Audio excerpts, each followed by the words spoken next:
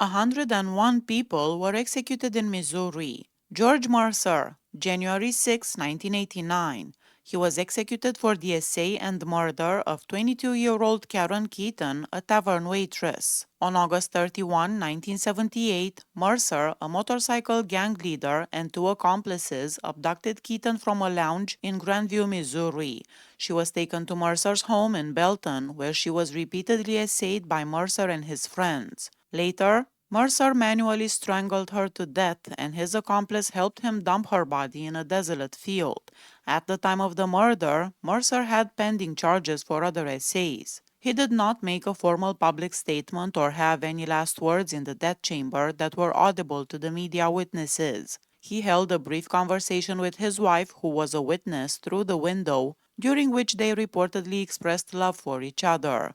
The prison warden later claimed that Mercer had thanked him before he died, shook his hand, and said, "Look out for my shipmates down here." For his last meal, he ordered and ate barbecued steak, barbecued ribs, French fried potatoes, a burrito, tacos, a salad with vinegar and oil dressing, a large soft drink.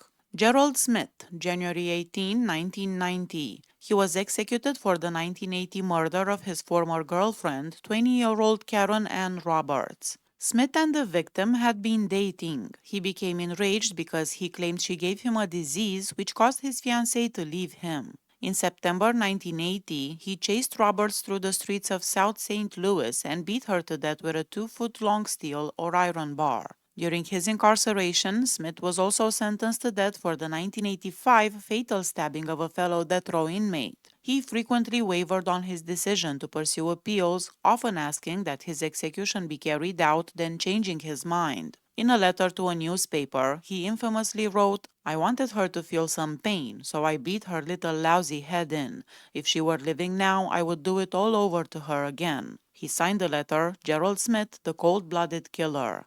He had no last words in the death chamber and refused an opportunity to write a last statement. For his last meal, he requested and ate a sirloin steak, French fries, a tossed salad, a 2-liter bottle of Pepsi.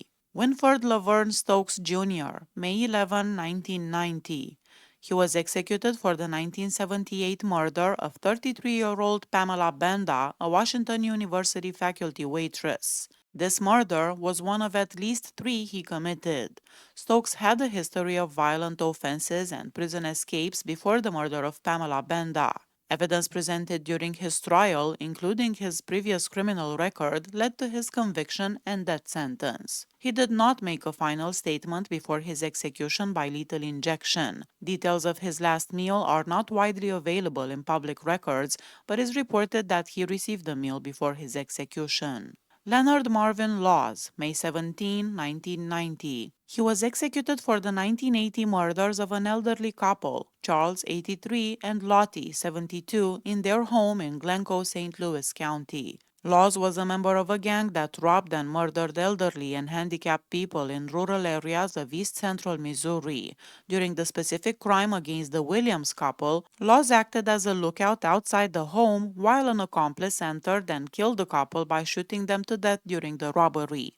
Though he did not personally commit the killings in this specific case, he was convicted of capital murder for his involvement in the felony. He had also been convicted of 2 other murders previously, and he was serving life sentences for those slayings at the time of his execution. Leonard Laws did not have any particular last words or a formal final statement in the death chamber. He was described as calm and controlled before the execution, acknowledged the procedures, and had a final conversation with family visitors before the execution. For his last meal, he had a pizza with a variety of garnishments and a soft drink. George Clifton Gilmore, August 21, 1990. He was executed for the 1979 murder of 83-year-old Mary Luella Waters during a robbery. He was a serial killer who targeted elderly and disabled people. Gilmore was the leader of a gang that terrorized rural areas of east central Missouri. He was convicted of 5 murders in total, receiving 4 death sentences and a life sentence. The execution was specifically for the murder of Mary Waters. In August 1979, Gilmore and 2 accomplices broke into Waters' secluded farmhouse in Robertsville. She was home at the time and fired a shotgun at them in self-defense but missed. Gilmore then shot her twice with a revolver. The gang ransacked the house but found no money. The only items stolen were a small radio and the victim's shotgun, which were later sold for just $20 each. During the drive away from the crime scene, Gilmore reportedly mocked the victim's final words and remarked, "Well, we don't have to worry about witnesses now." He later confessed the incident to his wife in Texas. George Gilmore had no last words in the death chamber and declined to make a final statement. Specific details of his last meal are not available. He had a visit with his wife the morning of the execution, and they reportedly had a regular prison meal. Maurice Oscar Byrd, August 23, 1991. Byrd was executed for the October 1980 murders of four employees at Pope's Cafeteria during an armed robbery in DePere, Missouri. Byrd, who previously worked as a pest control technician and had serviced the cafeteria, entered the restaurant before business hours and forced the manager, James Wood, to open the safe. He then rounded up Wood and three other employees, Carolyn Turner, Edna Ince, and Judy Kazako, into the business office. He shot all four victims in the head. Three died at the scene, and the fourth, who was shot through both eyes, died 10 days later. Testimony at his trial revealed he once said he preferred to shoot victims in the eyes so they could not identify him if they survived. About $9,000 was stolen from the safe. Byrd was arrested months later in Georgia for an unrelated murder of a liquor store worker. He was later extradited back to Missouri, convicted of 4 counts of capital murder, and sentenced to death. When asked if he had any last words while in the death chamber, Byrd shook his head no and had no verbal statement. For his last meal, he had lobster, steak, bacon, shrimp fried rice, and chicken breast. Ricky Lee Grubbs, October 21, 1992. Grubbs was executed for the 1984 fatal beating and stabbing murder of his acquaintance, 46-year-old Jerry Thornton, during a robbery. On February 15, 1984, Grubbs and his brother went to Thornton's mobile home in Minor, Missouri. After an argument, Grubbs beat Thornton, tied him up with neckties, and cut his throat. Grubbs stole $30 and some food stamps. To destroy the evidence of the crime, he and his brother returned the next day and set the mobile home on fire. Grubbs was convicted of capital murder in 1986. Appeals were made based on claims of Grubbs' slight mental retardation, but they were ultimately rejected. He had no last words in the death chamber. There are no records of his final meal, but he spent his final hours with the prison chaplain and reportedly appeared calm and resigned to his fate. Marcy Boulder, January 27, 1993. Boulder was executed for the March 1979 murder of a fellow inmate, Theron King, while both were incarcerated at the Missouri State Penitentiary.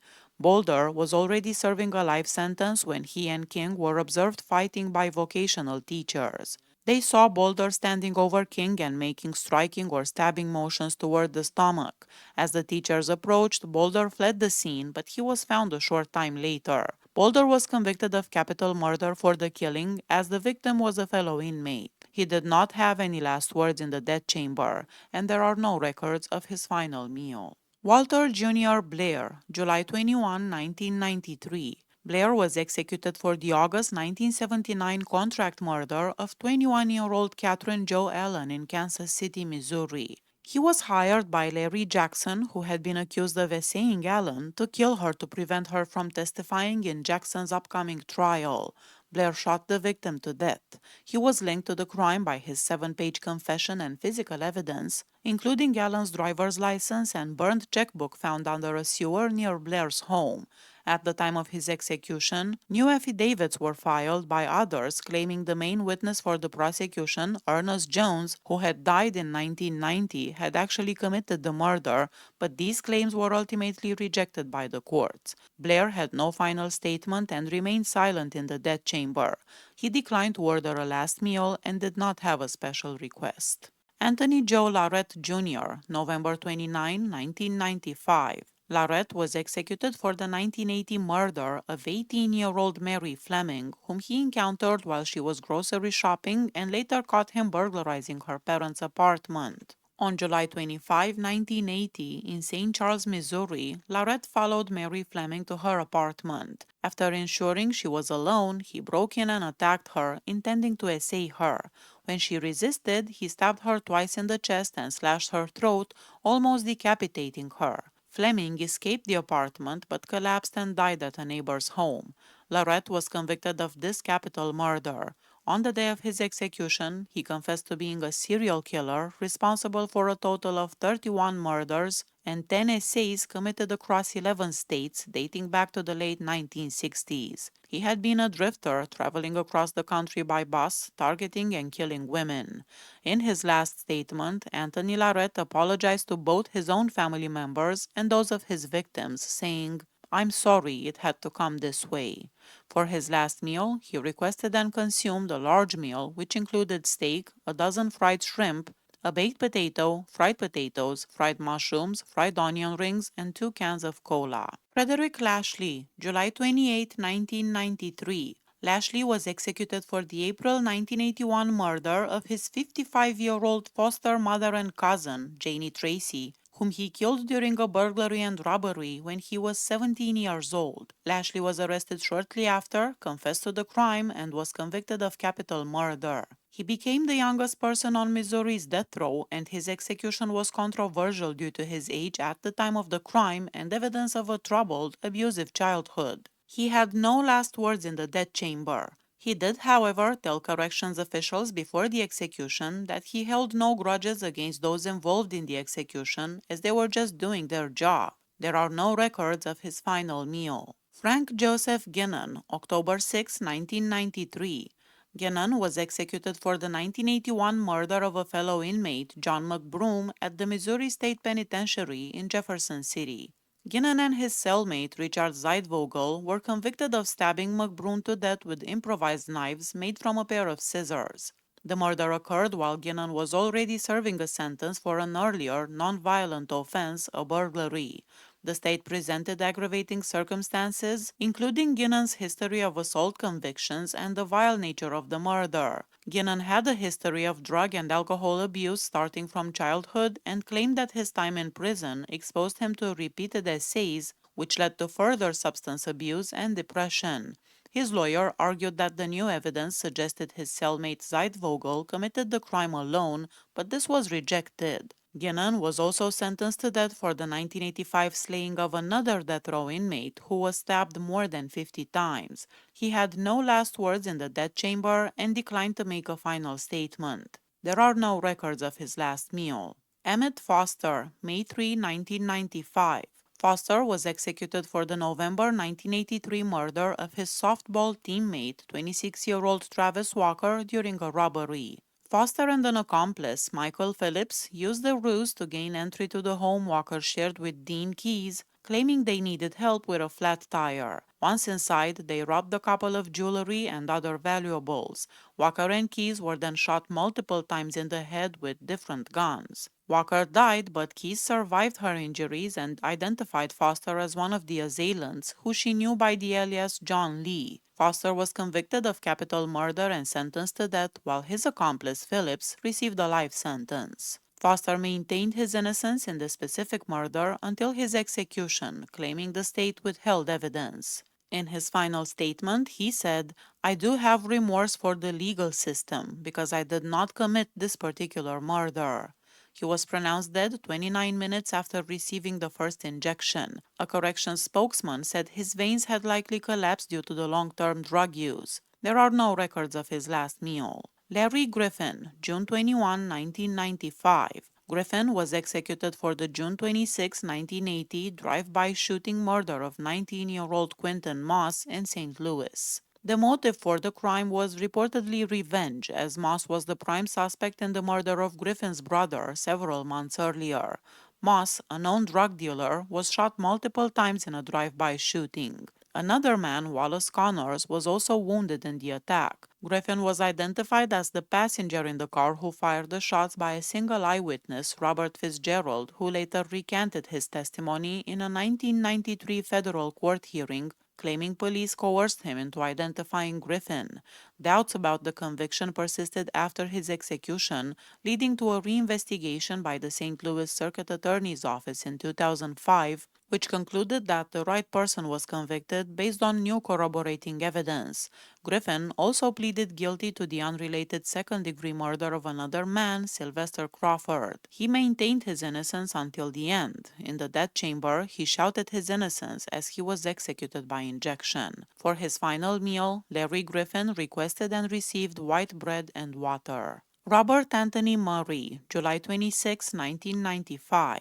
Murray was executed for the December 1985 execution-style murders of two St. Louis cab drivers, Jeffrey Jackson and Craig Stewart, during a robbery. Murray and his brother William robbed the two victims at gunpoint in an apartment in South St. Louis. The victims were bound and gagged before being shot to death. Two women were also present in the apartment, but they were able to escape and later testified against the Murray brothers.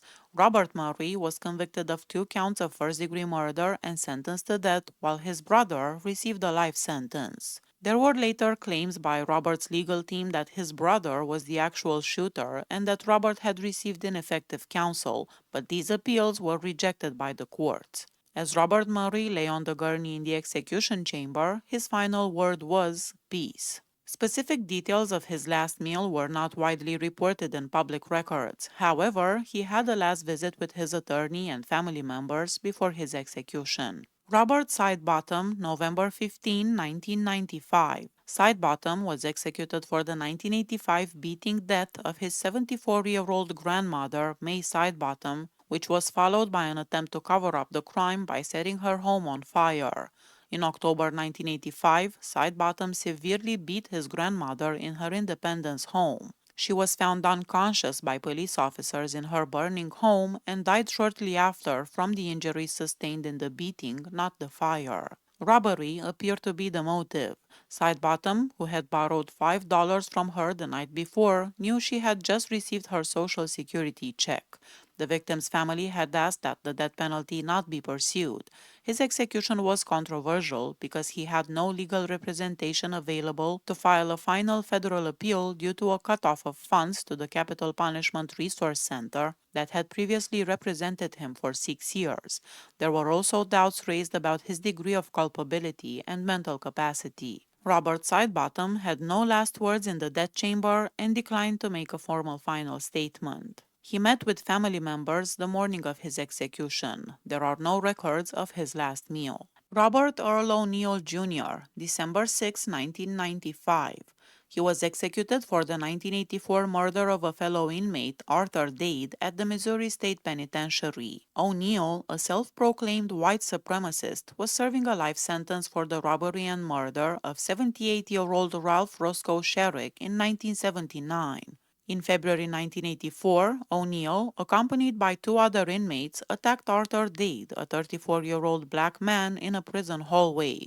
O'Neill stabbed Dade 5 times in the chest with a homemade ice pick in what prosecutors called a well-planned Aryan hit. O'Neill claimed the killing was in self-defense, but he was convicted of capital murder and sentenced to death.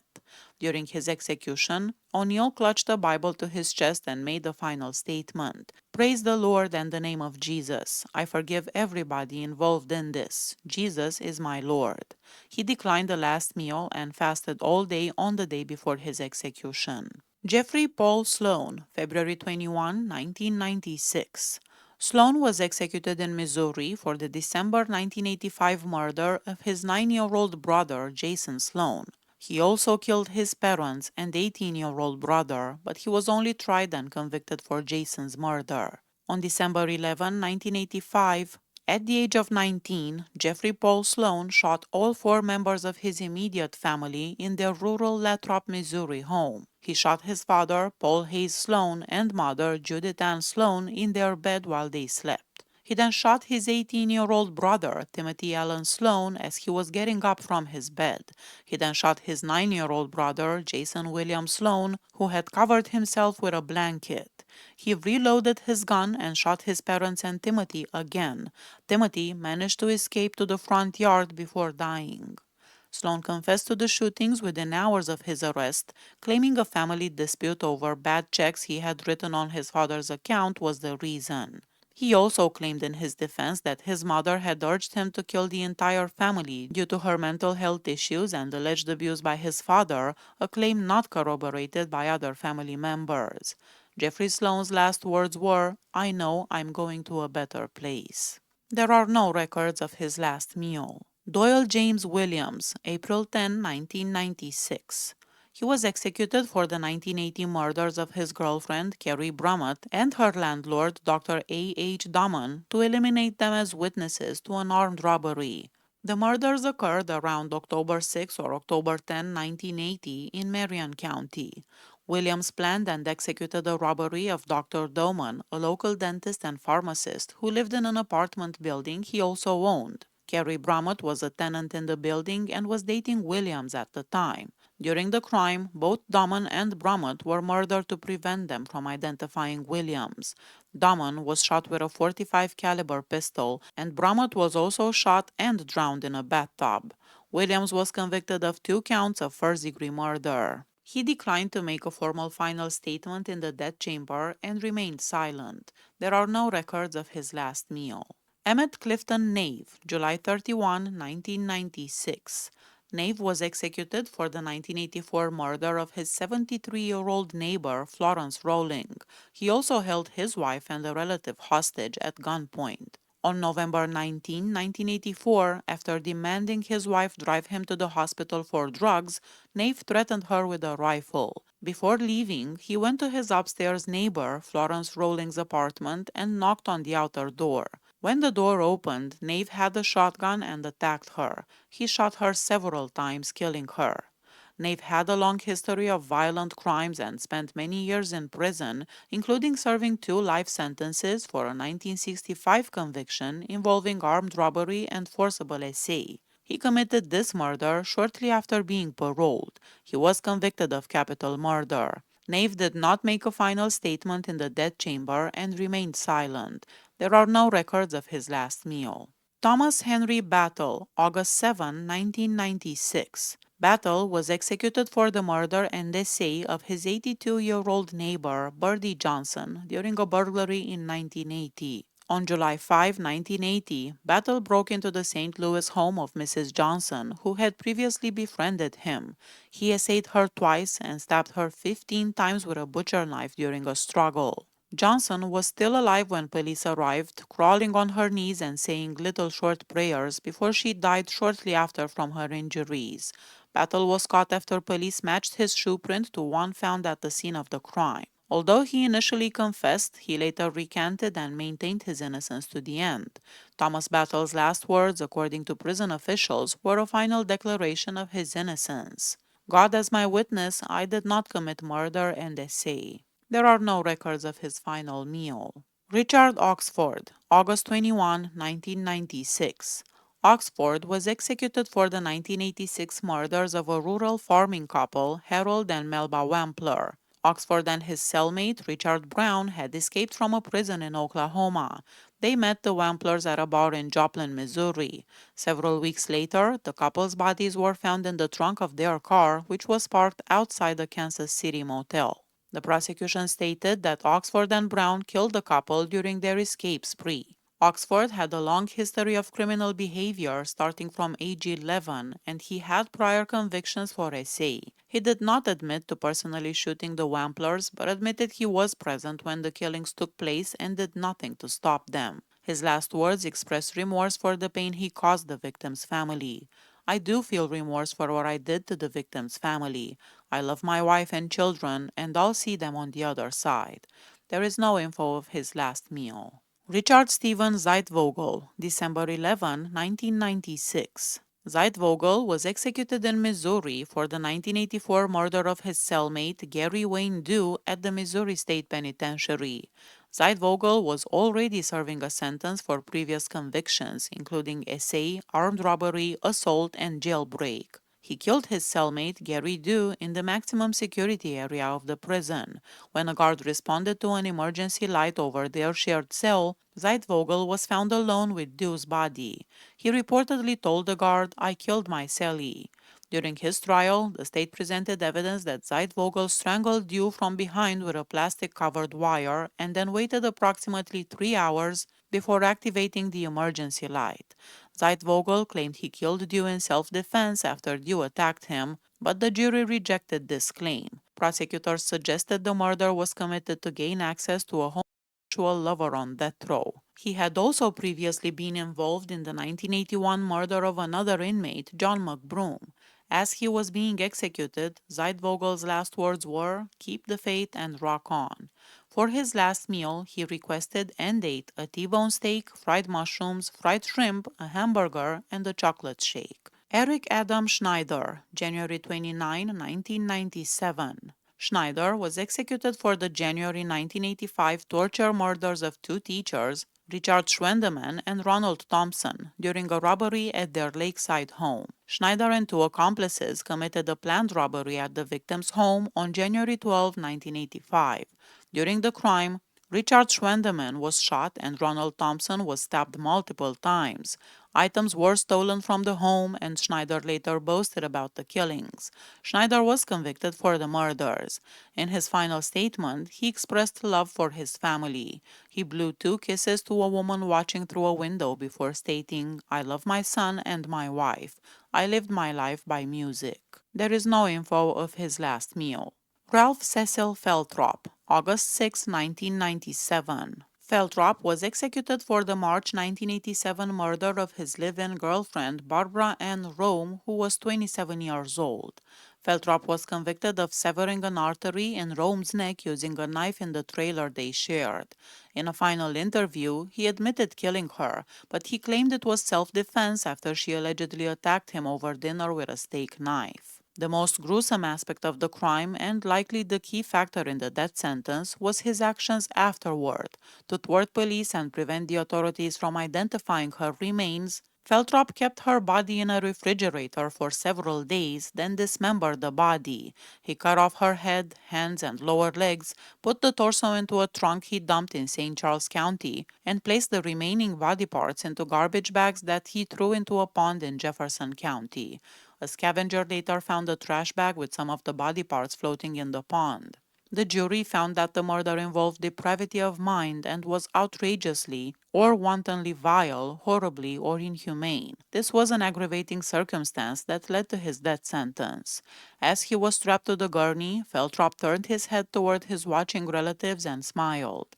His last words were, "I am innocent of the murder charge. I was defending myself. This was a case of accidental death. I am legally innocent of this crime." There is no info about his last meal. Donald Edward Reese, August 13, 1997. Reese was executed for the September 1986 murders of 4 men at a rifle range in Saline County during a robbery. He confessed to killing the 4 men and stealing their wallets. The men were James Watson, 54, Christopher Griffith, 38, John Burford, 57, and Donald Vanderlinden, 64. Reese was convicted of first-degree murder for the deaths of James Watson and Christopher Griffith and sentenced to death for Watson's murder. He insisted he was innocent while on death row. Donald Reese had no last words in the death chamber. However, earlier that day, he told prison officials, "I love everybody." For his last meal, he requested and ate 6 butterfly fried shrimp, toast, French fries, and he had a can of Coke. Andrew Wessel Six, August 20, 1997. Six was executed for the 1987 kidnapping and murder of 12-year-old Kathy Annette Allen.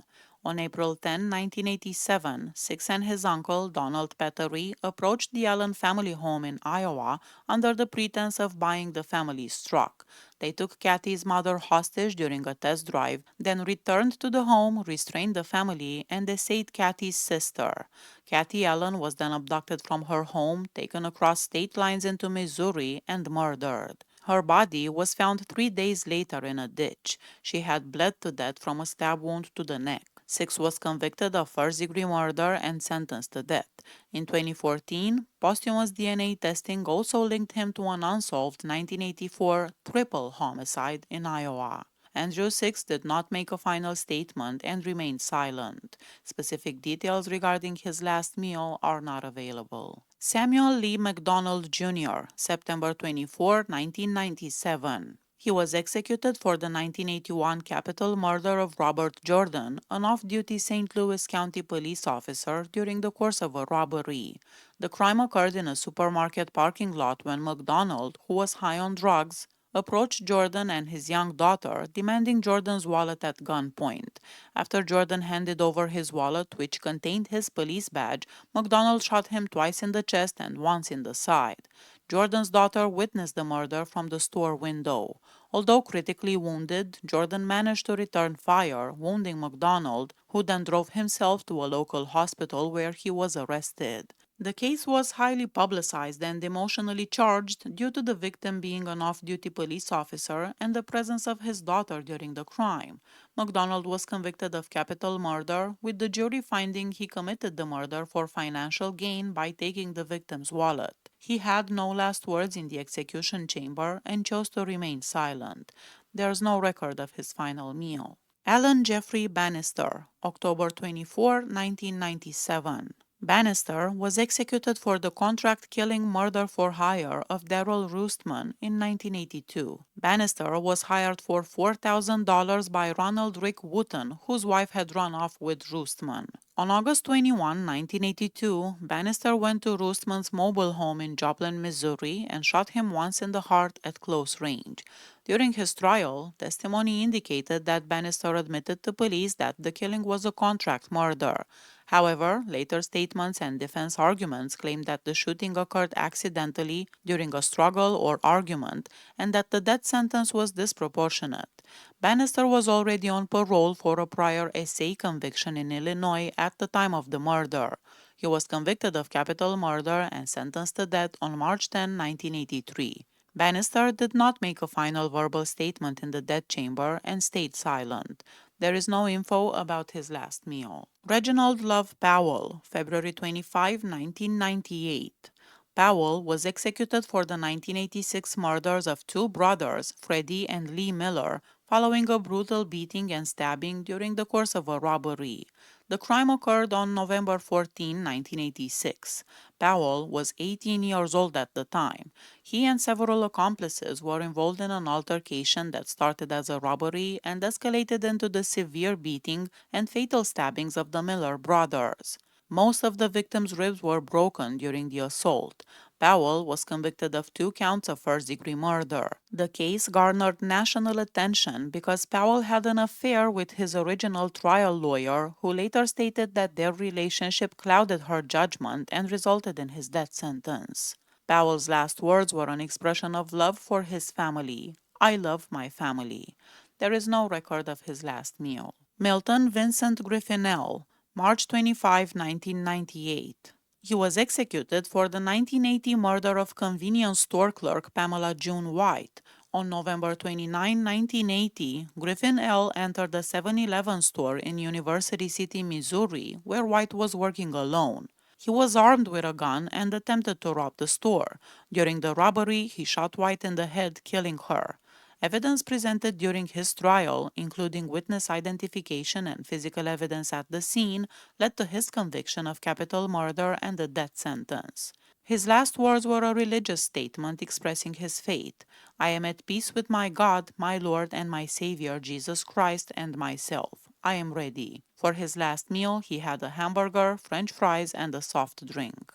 Glennon Paul Sweet, April 22, 1998.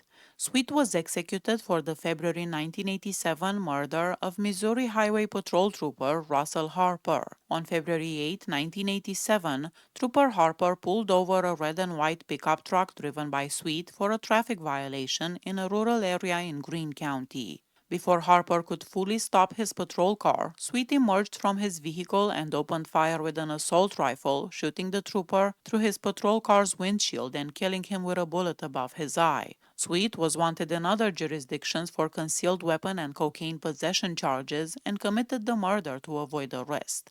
He was later captured after a multi-county manhunt and convicted of first-degree murder.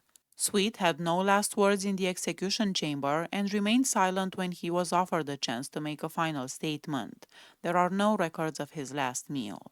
Kelvin Shelby Malone, January 13, 1999. Malone was executed for the March 1981 murder of 62-year-old cab driver William Parr during a crime spree that spanned multiple states and involved at least 4 murders.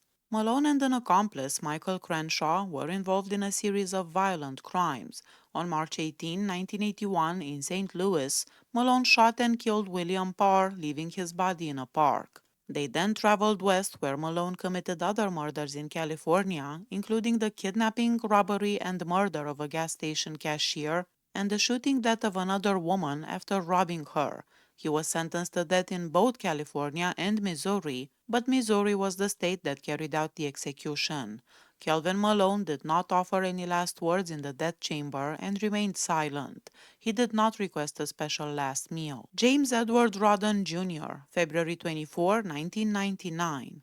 He was executed for the 1983 stabbing murder of Terry Trunnell, as well as the murder of his roommate Joseph Arnold. He received the death penalty for Trunnell's murder after being sentenced to life imprisonment for Arnold's murder in a separate trial. On a night in December 1983, Rodden offered an acquaintance, Terry Trunnell, a ride home from a bar. They stopped by his apartment, which he shared with Joseph Arnold. According to court records, Rodden murdered both Trunnell and Arnold by stabbing them multiple times. Trunnell was stabbed 11 times and Arnold was stabbed 8 times. He tied up Trunnell and attempted to cover up the crime by spreading lamp oil around the apartment and on the body and setting it on fire. He then fled the scene in Arnold's car, which he crashed after losing a significant amount of blood from a hand wound sustained during the stabbings. He was tried separately for the 2 murders. The jury in the first trial sentenced him to life for Arnold's murder, while the jury in the second trial sentenced him to death for Trunnell's murder. They found the murder involved depravity of mind and was outrageously or vile, horrible, or inhumane in what it involved torture. Rodden had no last words in the execution chamber. Specific details regarding his last meal were not widely reported in public records. Roy Michael Roberts, March 10, 1999. Roberts was executed for assisting in the murder of correctional officer Tom Jackson during a prison riot in 1983. In July 1983, a riot broke out at Missouri's Moberly Correctional Center. During the incident, an unarmed guard, Tom Jackson, was held down by one prisoner while 2 others stabbed him to death with homemade knives. Roberts was convicted as an accomplice to capital murder, specifically for restraining the guard and fending off others who tried to intervene, which made the fatal stabbings possible. The conviction was controversial as Roberts and his supporters maintained his innocence, claiming mistaken identity. He passed a polygraph test, and the person who later confessed to an earlier, unrelated crime that Roberts was imprisoned for stated Roberts worked alone in that incident, but the courts rejected these appeals and the execution went forward. Maintaining his innocence until the end, his last words in the death chamber were, "You're killing an innocent man." There are no records of his last meal. Roy Ramsey Jr., April 14, 1999. He was executed for the 1991 capital murders of Garnett and Betty Ledford. On March 21, 1991, Ramsey and his brother, Rick Ramsey, went to the Ledfords auto repair shop in Grandview, Missouri. The brothers fatally shot both Garnett and Betty Ledford during the course of a robbery. Roy Ramsey maintained his innocence, claiming the crime was committed by his brother, but a jury in the Jackson County Circuit Court found him guilty of capital murder. The victim's possessions were later divided among the Ramsey brothers and their mother. Roy Ramsey had no last words in the execution chamber and chose to remain silent. There are no records of his last meal. Ralph Davis, April 28, 1999. Davis was executed for the 1986 murder of his estranged wife, Susan Davis, in Columbia, Missouri. Susan Davis disappeared in June 1986. Her body was never found, making the case one of the first in Missouri to use DNA evidence for a conviction. Prosecutors used DNA analysis, which was a new forensic technique at the time, to prove that blood found in the trunk of Ralph Davis's car belonged to his wife. Evidence also indicated he had cleaned the car extensively. Davis was convicted of first-degree murder based on this and other circumstantial evidence. Susan Davis' family hoped he would reveal what he did with her body before his execution, but he did not. He didn't have any last words, and for his last meal, he had honey bun roll and a banana. Jesse Lee Wise, May 26, 1999. Wise was executed for the 1988 murder of his 49-year-old neighbor, Geraldine McDonald. This was his second murder conviction, as he had previously served a prison sentence for the 1971 murder of plastering contractor Ralph Giannino. Wise was initially convicted of the slaying of Ralph Giannino and he was sentenced to life in prison, but he was later paroled. After his release, Wise worked as a maintenance man in the condominium building where Geraldine McDonald lived. He was convicted and sentenced to death for her murder in 1988. He broke into her home and killed her. His execution was attended by 8 family members of his 2 victims. He did not have any last words, and there are no records of his final meal. Bruce Kilgore, June 16, 1999. Kilgore was executed in Missouri for the August 1986 stabbing death of Marilyn Wilkins during a kidnapping and robbery. Kilgore and the co-defendant, Willie Luckett, abducted the victim from St. Louis and drove her to a deserted alley where she was brutally stabbed multiple times in the neck and left to bleed to death. The case was controversial because only Kilgore received the death penalty, while his co-defendant Luckett received a life imprisonment. Evidence suggested that only Luckett had a motive. Wilkins had reported him for stealing from their shared employer, leading to his firing the day before the murder. It was likely Luckett who actually stabbed the victim. Kilgore had no last words in the execution chamber, and there are no records of his last meal. Robert Allen Walls, June 30, 1999. Walls was executed for the October 19, 1936 murder of Howard Preston during a burglary. Walls and an accomplice broke into a Kansas City home late at night to commit a robbery. They were discovered by the homeowner, Howard Preston. During the ensuing struggle, Preston was killed. Walls was arrested shortly after the crime, convicted of murder, and sentenced to death. I couldn't find anything about his last words or his last meal. David Leisure, September 1, 1999. He was executed for his involvement in the 1980 car bomb murder of James Michael Sr., a rival St. Louis organized crime figure.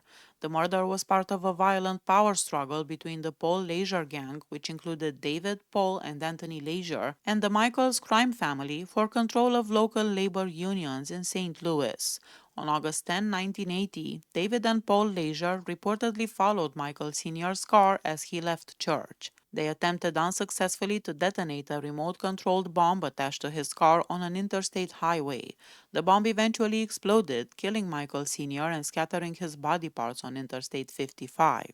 David Leisure was also sentenced to life in prison for the 1981 car bomb murder of George Sonny Faheen, Michael's nephew, a retaliatory killing for a bombing that injured Paul Leisure. David Leisure was convicted of capital murder for the death of James Michael Sr. and was executed on August 18, 1999. He had no last words in the execution chamber, and there are no records of his last meal. James Henry Hampton, March 22, 2000.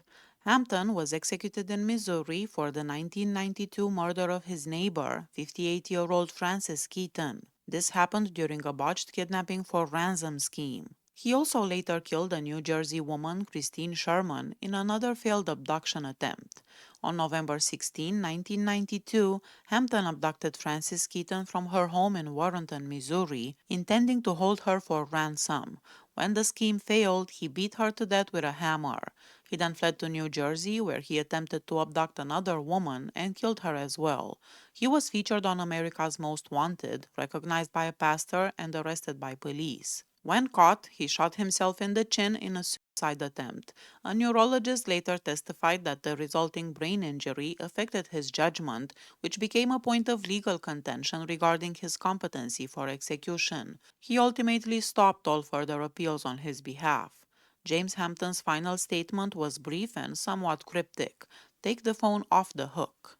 There are no records of his last meal. Burt Leroy Hunter, June 28, 2000. Hunter was executed for the 1988 double murder of 75-year-old Mildred Hodges and her 49-year-old son, Richard. This happened during a home invasion and robbery. On December 15, 1988, Hunter and his accomplice, Thomas Irvin, went to the Hodges home in Jefferson City because they believed the family kept large amounts of cash there. Hunter posed as a deliveryman to gain entry to the house. Once inside, the two men forced their way in, held the mother and son captive, and forced Richard to tie up his mother. The victims pleaded for their lives, but Hunter and Irvin planned to leave no witnesses. They suffocated both victims with plastic trash bags they had brought with them. Hunter specifically held Richard's nose to suffocate him. They then stole money and the vehicle, drove to Kentucky, abandoned the car, and set it on fire. Hunter was a serial killer and was also involved in another prior murder in Kansas back in 1968. He initially pleaded guilty and requested the death penalty while clinically depressed and suicidal, but later changed his mind and fought his execution, which was carried out eventually. Burt Hunter's final words were, "There is no justice. It's time for this nightmare to be over, as far as I'm concerned." There are no records of his last meal. Gary Lee Roll, August 30, 2000. Roll was executed for the 1992 murders of his neighbor, 47-year-old Sherry Shepard, and her two sons, Randy, 17, and Curtis, 22, during a home invasion and robbery. On August 9, 1992, Roll and two accomplices, while intoxicated and on drugs, went to the Shepard home in Cape Girardeau, Missouri, planning to steal money and drugs. Roll beat Sherry Shepard to death with a gun, he shot Randy to death, and he fatally stabbed Curtis. The trio stole $214 and 12 small bags of Mary Jane. Roll pleaded guilty to the murders and was sentenced to death. His two accomplices received life sentences for their parts in the killings. Roll did not make a final statement in the death chamber and remained silent. He reportedly appeared calm and ate a standard meal provided by the prison. George Bernard Harris, September 13, 2000. Harris was executed for the March 1989 shooting murder of Stanley Hank Willoughby. The murder occurred during an argument over two machine guns that Harris had acquired and entrusted to Willoughby for safekeeping after winning money in a craps game. When Harris returned later that evening to retrieve the weapons, Willoughby could not produce them because he had given them to two other boys to hide who were not present at the time. During a heated argument, Harris, who was reportedly angry after having been called a punk earlier that day and he was looking to do a drive-by to prove he wasn't, decided to shoot Willoughby in the lower face and neck with a 41 caliber Magnum revolver. Willoughby died before reaching the hospital. Harris was later arrested after committing an armed robbery. His last words in the execution chamber were, "Somebody needs to kill my trial attorney." There is no info about his last meal. James Wilson Chambers, November 15, 2000. Chambers was executed for the May 1982 shooting murder of Jerry Ostreicher outside a bar. The crime occurred after an argument inside the country club lounge in Arnold, Missouri. Ostreicher had inadvertently bumped into a friend of Chambers earlier that day. Later, Chambers entered the bar and an argument erupted between him and Ostreicher, during which Ostreicher called Chambers by a derogatory nickname. Both men were asked to leave the bar. According to the prosecution's account, Chambers left first and struck Ostreicher with a pistol as he was leaving. As Ostreicher raised his hands, Chambers shot him once in the chest. He then pistol-whipped Ostreicher in the face, dragged him across the parking lot and taunted him, saying, "Take that, you tough guy, get up and fight like a man." Ostreicher died hours later at the hospital. At the time of the killing, Chambers was on a prison furlough, having already been in prison for a prior shooting incident outside the bar. He had several final things he wanted to say, which included apologizing and claiming innocence. "They may execute me, but they can't punish me because they can't execute an innocent man. I'm not mad, I am disappointed by the courts. I am very remorseful about what I did. I apologize. I love you all. Take care, okay? That's all I have to say, Warden. Thank you, sir." There are no records of his last meal. Stanley Dwayne Linger, February 7, 2001. Linger was executed for the 1985 murder of 16-year-old Thomas Scott Allen, an honors student. Thomas Scott Allen's car had run out of gas outside the town of Doniphan in rural Missouri. Linger and an accomplice, David Lee Smith, offered him a ride.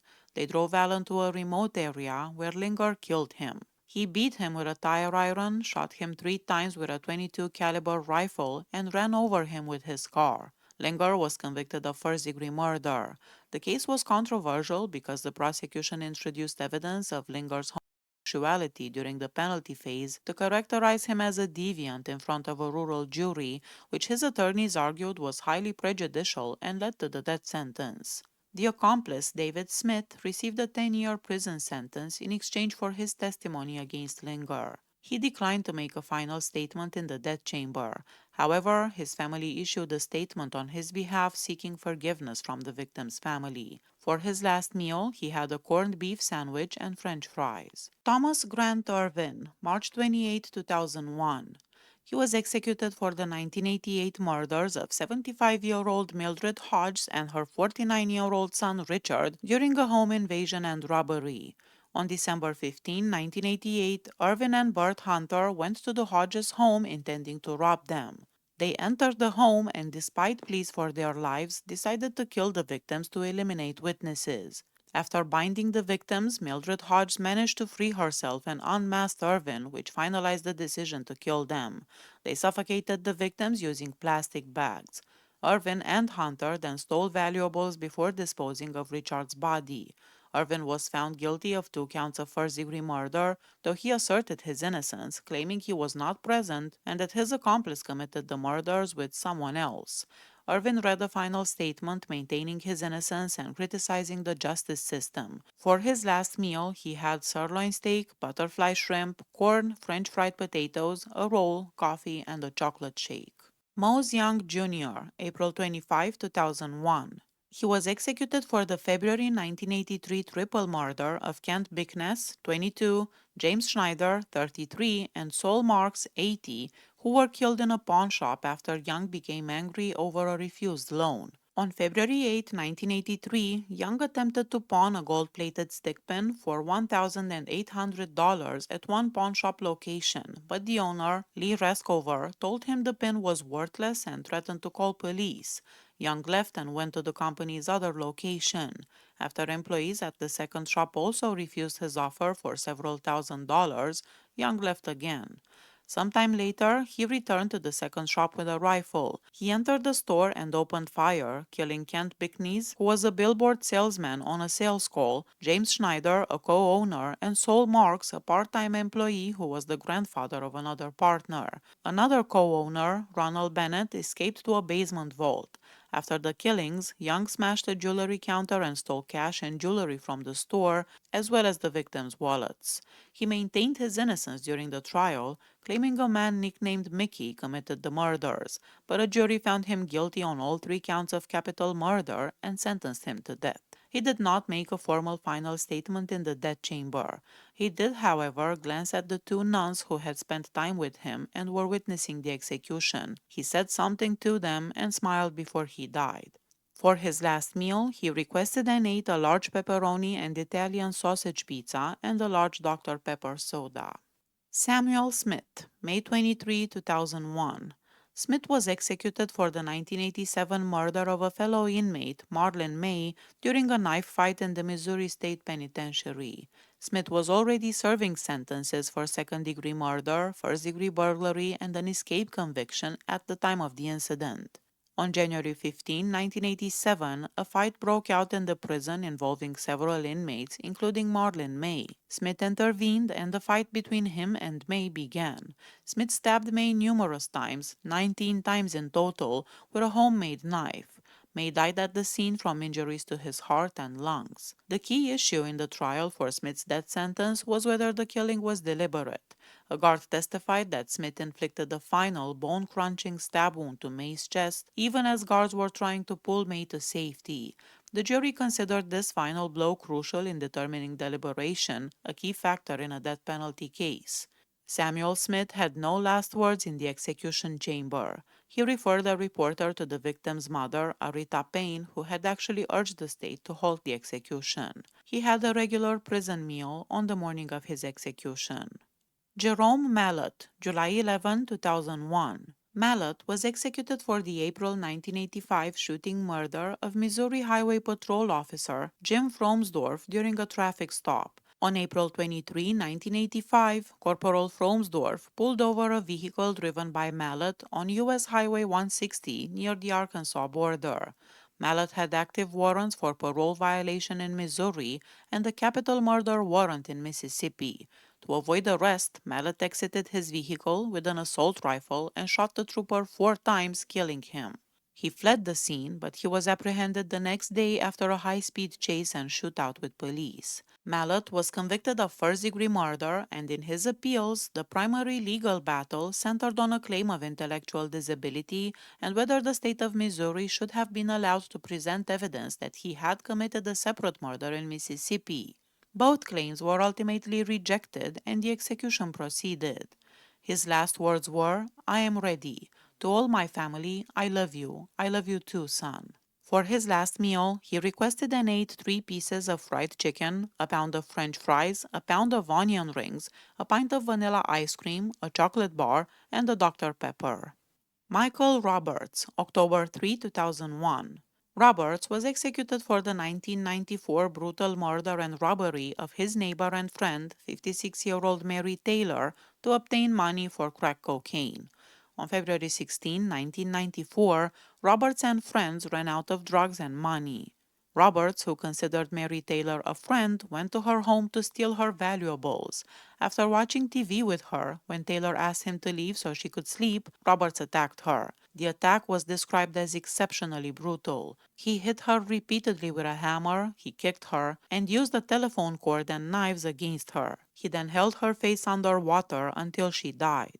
He stole items and money from her home to buy crack cocaine and later reported the crime himself, pretending to have just discovered the body. Roberts provided a videotaped confession detailing the crime. He had no last words in the death chamber. The day before his execution, he told the Associated Press that he preferred execution to life in prison and was ready to go. There are no records of his last meal. Stephen Johns, October 24, 2001.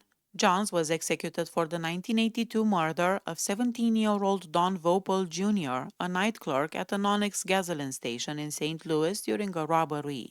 On February 18, 1982, Johns and an accomplice, Robert Sean Wishon, drove to the gas station intending to rob it.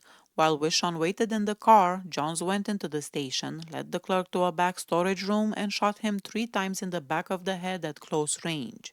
The robbery netted only $248 and some cigarettes. John's attorney later found an affidavit from Wishon claiming Johns was not involved in the crime, contradicted an earlier confession by Wishon, but the courts rejected the last-minute appeal. Johns maintained his innocence until the end. In his final statement, he said, "I am innocent, but was not given the tools at trial or on appeal to make my innocence into a legal reality." For his last meal, Jones requested and ate steak, French fries, a pork tenderloin sandwich, a bacon, lettuce, and tomato sandwich, orange juice, and tomato juice. James Johnson, January 9, 2002.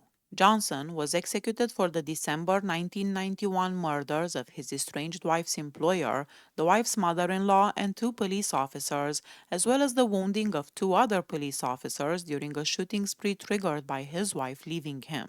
On December 16, 1991, Johnson went to his wife's place of employment and shot her employer. He then went to the home of Deputy Sheriff Russell Bortz, shot him multiple times, and severely wounded him. Next, Johnson proceeded to Monito County Sheriff's Office, where he opened fire with a .22 rifle, killing Cooper County Sheriff Charles Smith. When Deputy Sheriff Sandra Wilson arrived at the scene, Johnson shot and killed her as well. He then took a local resident hostage for several hours before surrendering to law enforcement. Johnson was a Vietnam veteran helicopter pilot, and his defense at trial asserted an insanity defense based on PTSD, which was rejected by the jury. He had no prior criminal record before this rampage. His final words were an expression of remorse and a prayer for forgiveness. "I know that I caused irreparable damage to each surviving family member. I earnestly pray for your forgiveness." For his last meal, he requested and ate steak, French fries, and a salad. Michael Owsley, February 6, 2002.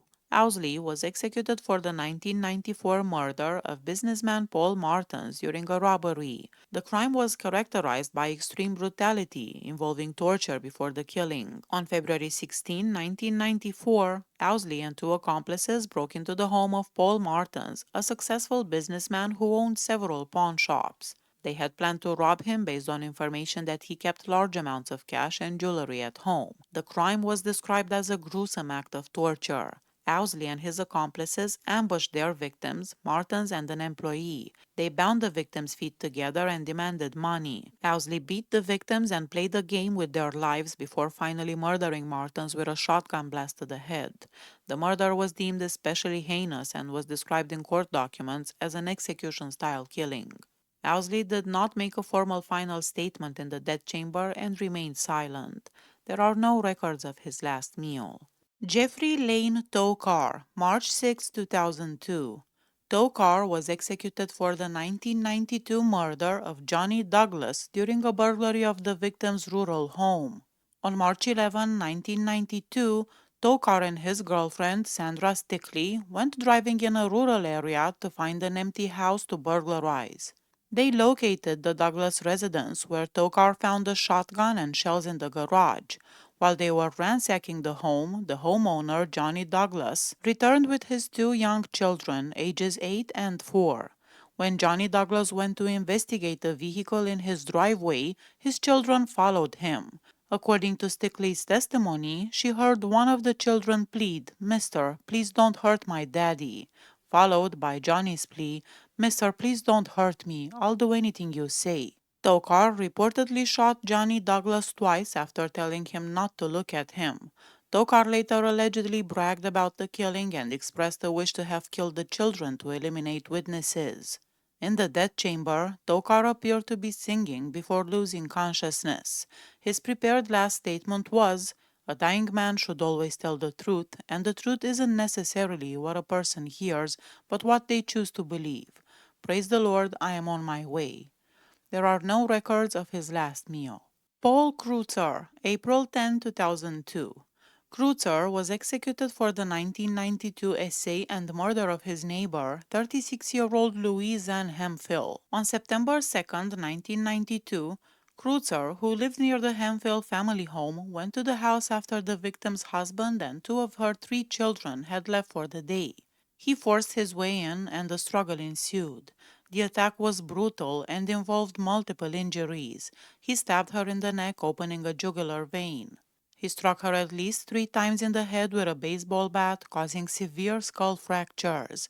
The immediate cause of death, however, was strangulation with a belt looped around her neck, a process that likely took several minutes.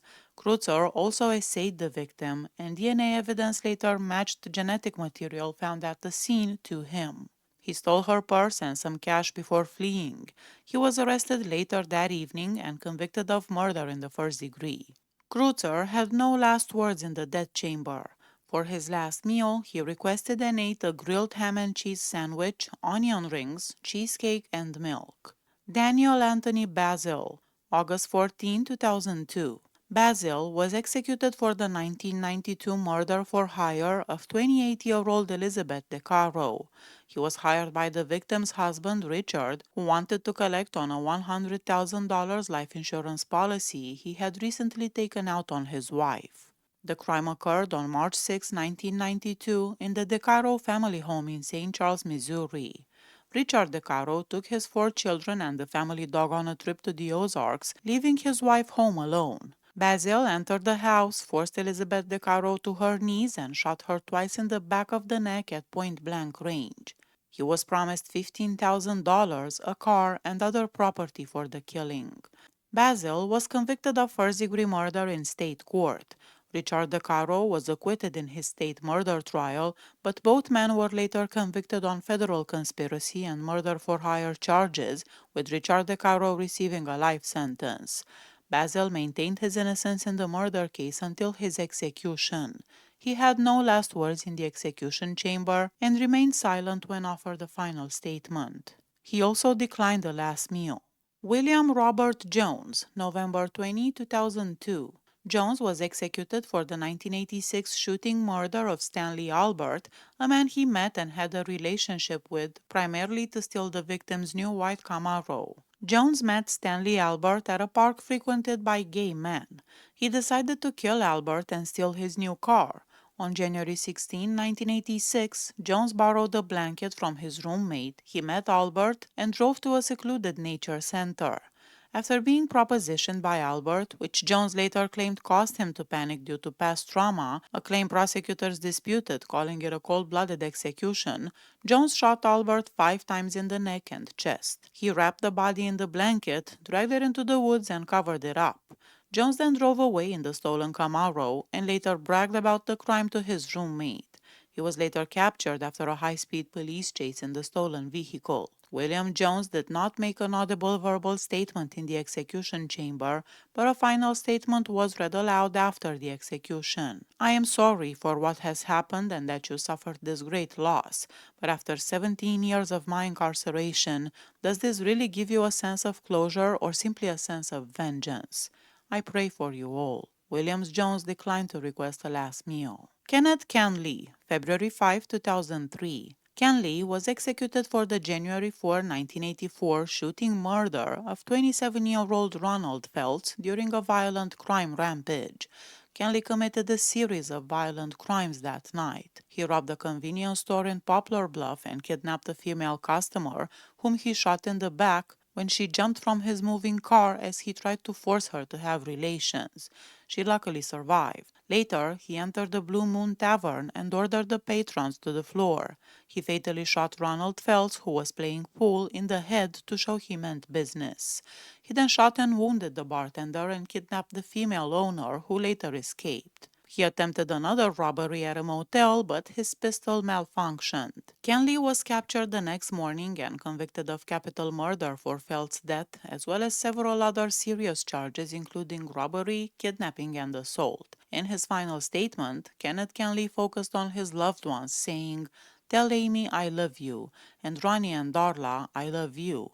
When I see Amy again, tell her she is my love." For his last meal, Kenneth Canley requested and ate steak, shrimp, salad, and a baked potato. John Clayton Smith, October 29, 2003. Smith was executed in Missouri for the 1997 double murder of his former girlfriend, Brandy Kearns, 35, and her stepfather, Wayne Howing, 62. On December 23, 1997, Smith entered Kearns Canton, Missouri home after their breakup and found her with Wayne Hewing. Smith fatally stabbed Hewing 11 times. Kearns attempted to intervene and was also fatally stabbed or cut 8 times. Her infant daughter was found unharmed nearby. Smith confessed to the killings, attributing them to drug use. He had a diagnosis of bipolar disorder with psychotic features and was receiving medication in prison, but he was deemed competent to waive his appeals. In his final statement, Smith expressed his sorrow and asked the victims' families for forgiveness. A sister of Kearns reacted to his statement from the witness area. He declined a specific last meal but ate ice cream and granola bars on the day of his execution. Stanley Hall, March 16, 2005. Hall was executed for the 1994 kidnapping and murder of 44-year-old Barbara Jo Wood, whom he abducted from a shopping mall parking lot. On January 15, 1994, Hall and an accomplice intended to steal a car for a drive-by shooting when they abducted Barbara Jo Wood from a shopping center in St. Louis. They took her to the McKinley Bridge, where Hall forced her from the car. Despite being shot and pleading for her life, she was dropped into the river below. Witnesses alerted police, who apprehended Hall at the scene. Wood's body was recovered 7 months later. Hall was on parole for a previous shooting that injured a child when he committed Wood's murder. Stanley Hall expressed remorse in his final statement and a phone interview before his execution. His final statement was, "I'd like them to know I'm sorry, seriously sorry. I am truly and sincerely sorry for what took place and what I was involved in." For his last meal, Stanley Hall requested and ate a T-bone steak, shrimp, French fries, a milkshake, and a salad with ranch dressing. Donald Jones, April 27, 2005. Jones was executed for the 1993 murder of his 68-year-old grandmother, Dorothy Knuckles, whom he fatally beat and stabbed more than 30 times to get money for drugs. The crime took place on March 6, 1993, in St. Louis. Jones, who was using crack cocaine laced with PCP, went to his grandmother's home seeking money. When she refused, he became angry and beat her with a butcher's block before stabbing her repeatedly. After the murder, he stole cash and other items to sell for more drugs. Jones was arrested 3 days later and confessed, stating, "It's the monster inside of me." Although his family publicly requested clemency, it was denied, and Jones was eventually executed. His last words were contained in a handwritten statement read after his execution. He thanked his family and supporters for their forgiveness and stated he was going home to grandmother now. Donald Jones's last meal consisted of chicken strips, coleslaw, 2 orders of fries, pizza, apple crisp with ice cream.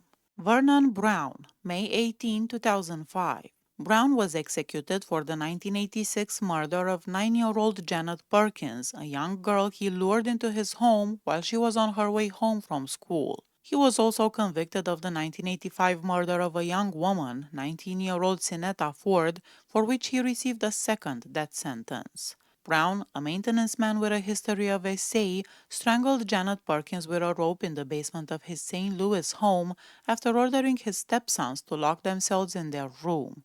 He wrapped her body in trash bags and dumped it in an alley dumpster. He was also convicted of the brutal murder of Sinetta Ford, whose body was found in her apartment with an electrical cord tightly knotted around her neck and stab wounds. Brown was a suspect in other unsolved murders as well, including the well-known St. Louis Jane Doe case involving a decapitated young girl. He was executed for the Perkins murder in May 2005. In his final statement in the death chamber, Vernon Brown said, "You'll see me again. To all my friends, don't think of me as being gone, but there with you.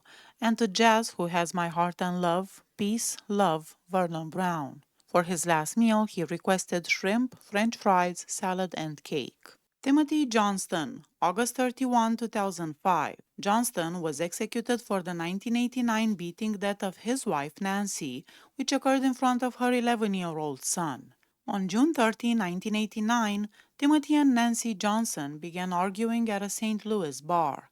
As Nancy tried to leave her car, Johnson jumped on the hood, eventually pulling her out of the vehicle and beginning a brutal beating. He then forced her back into the car, drove her home, and continued the savage beating in their living room in front of her son. The attack involved kicking her with steel-toed boots, stomping on her, and beating her with a lawn chair and a broken rifle. He later called paramedics, who found Nancy's face and torso severely swollen and bloodied. Johnston initially blamed the motorcycle gang for the injuries, but later confessed. He had no last words in the execution chamber. There are no records of his last meal. Marlon Andrew Gray, October 26, 2005. Gray was executed for his role in the April 1991 essays and murders of two sisters, Julie Carey, 21, and Robin Carey, 19. Gray and 3 other men encountered the sisters and their cousin, who were on the abandoned Chain of Rocks bridge over the Mississippi River in St. Louis. The man essayed the sisters, then pushed them off the bridge, a fall of about 70 feet into the river below. The cousin survived the fall. Gray maintained his innocence and stated he was not present at the bridge when the murders took place, arguing that his confession was coerced, but he was convicted on 2 counts of first-degree murder as the ringleader of the attack. In his final statement, he maintained his innocence. "I go forward now on wings built by the love and support of my family and friends. I go with a peace of mind that comes from never having taken a human life. I forgive those who have hardened their hearts to the truth, and I pray they ask forgiveness, for they know not what they do. This is not a death, it is a lynching." There are no records of his last meal. Dennis James Skillicorn, May 20, 2009. Skillicorn was executed for the 1994 murder of convenience store clerk Richard Rick Drummond, which occurred during a multi-state crime spree involving the murders of 2 other individuals. Skillicorn was executed for the murder committed in January 1994. While driving cross country with an accomplice, Alan Nicholson, they met Drummond at a convenience store in Higginsville, Missouri. They pretended their car had broken down, and Drummond offered them a ride to a nearby motel. Instead of taking them to a motel, Drummond offered them a place to stay the night at his unoccupied nearby farm. At the farm, Skillicorn and Nicholson attacked Drummond, tied him up with a TV cable, they beat him and forced him into the trunk of his own car. They drove to Kansas and abandoned the car with Drummond still in the trunk, leaving him to freeze to death. His body was found approximately a month later. Skillicorn and Nicholson later committed another double murder in Arizona. Nicholson was also executed in Missouri for the same murder in 2013. Dennis Skillicorn expressed deep remorse and offered a final apology in his last words. I'm sorry. I'm sorry for everything. I'm sorry for everything I can't change. He then repeated, I'm sorry. I'm sorry. For his last meal, he had grilled salmon, asparagus, pasta with tomato sauce, rice pilaf, garlic bread, cheesecake, orange juice, and water. Martin Link, February 9, 2011. Link was executed for the 1991 kidnapping, essay, and murder of 11-year-old Elissa Self Brown. On January 11, 1991, Elissa Self Brown disappeared while walking to her school bus stop in Kirkwood, a suburb of St. Louis. Her body was found 4 days later along the St. Francis River, approximately 135 miles south of her home. She had been strangled to death. DNA evidence collected after Link was arrested for a traffic violation and subsequent high-speed chase shortly after the body was found linked him to the crime. Link was convicted of capital murder, kidnapping, and essay. The judge found the murder was outrageously or wantonly vile, horrible, or inhumane because it involved torture. In his final statement, Link criticized capital punishment, saying, "The state says killing is wrong, so why do they do it? For revenge. Where is the closure? There is none." He requested a large meal for his last supper, which included pizza, lasagna, garlic bread, a chef's salad, New York-style cheesecake, a strawberry shake, and a Dr. Pepper. Joseph Paul Franklin, November 20, 2013. Franklin was executed for the 1977 murder of 42-year-old Gerald Gordon outside the St. Louis synagogue. Franklin, a white supremacist and neo-Nazi, engaged in a multi-state killing spree between 1977 and 1980 in a bid to incite a race war. The execution in Missouri was for the specific crime of shooting into a crowd leaving a bar mitzvah on October 8, 1977, killing Gordon and wounding 2 others. Franklin was convicted of 8 murders across several states, Missouri, Wisconsin, Tennessee, and Utah, and claimed responsibility for up to 22 killings. He also confessed to the attempted murders of Hustler magazine publisher Larry Flint, leaving him paralyzed, and civil rights activist Vernon Jordan. The Missouri case was the only one that resulted in a death sentence. He was serving multiple life sentences for the other crimes. He refused to make a final statement, and he also declined a final meal. Alan Nicholson, December 11, 2013. Nicholson was executed for the 1994 murder of Richard Drummond, a businessman and Good Samaritan, who stopped to offer help to Nicholson and 2 companions whose car had broken down on the side of an interstate highway. On August 23, 1994, Nicholson, Dennis Skillicorn, and Tim DeGraffenreid were returning from a trip to obtain drugs when their car broke down on Interstate 70. Richard Drummond, driving an AT&T company car, stopped to assist them. Nicholson and his friends, who had earlier burglarized a nearby home and stolen firearms, forced Drummond to drive them to a secluded area. Nicholson then ordered Drummond to kneel and say his prayers before shooting him twice. Nicholson later recalled feeling a euphoria after the killing, which he attributed to child abuse. Nicholson and Skillicorn then stole Drummond's car and continued their crime spree into Arizona, where they murdered another couple who offered them help after their vehicle broke down again. Alan Nicholson offered no final words in the death chamber. He had prayed briefly with the prison chaplain about 20 minutes before the execution. For his last meal, he had meat pizza, orange juice, gummy bears, and M&Ms. Herbert Smalls, January 29, 2014. Smalls was executed for the 1991 murder of jewelry store owner Stephen Honickman during an armed robbery, in which he also severely injured Honickman's wife, Florence. On July 27, 1991, Smalls and a 15-year-old accomplice entered the Honickman's jewelry store in suburban St. Louis under the pretense of buying a diamond ring.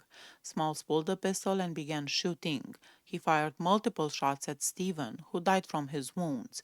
He also shot Florence in the arm and side. She survived her permanent injuries by feigning death in a pool of her own blood. Smalls and his accomplice stole cash and jewelry from the store and from the victims. Smalls was arrested shortly after and identified by the surviving victim. His accomplice received a life sentence, while Smalls was sentenced to death. He made no formal final statement in the death chamber, however, he nodded to witnesses, including the victim's wife, before the lethal injection was administered. His final meal was provided to him the day before his execution and consisted of fried chicken, steak, collard greens, mac and cheese, candied yams, cornbread, chocolate cake, and cola. Michael Anthony Taylor, February 26, 2014. Taylor was executed for the 1989 abduction, essay, and murder of 15-year-old Ann Harrison. On the morning of March 22, 1989, Ann Harrison was waiting for her school bus in her driveway in Kansas City when Taylor and his accomplice, Roderick Nunley, drove past in a stolen car after a night of using crack cocaine. One of the men forced her into the vehicle and they drove to Nunley's mother's home. In the basement, Taylor essayed Ann Harrison, a fact confirmed by DNA testing.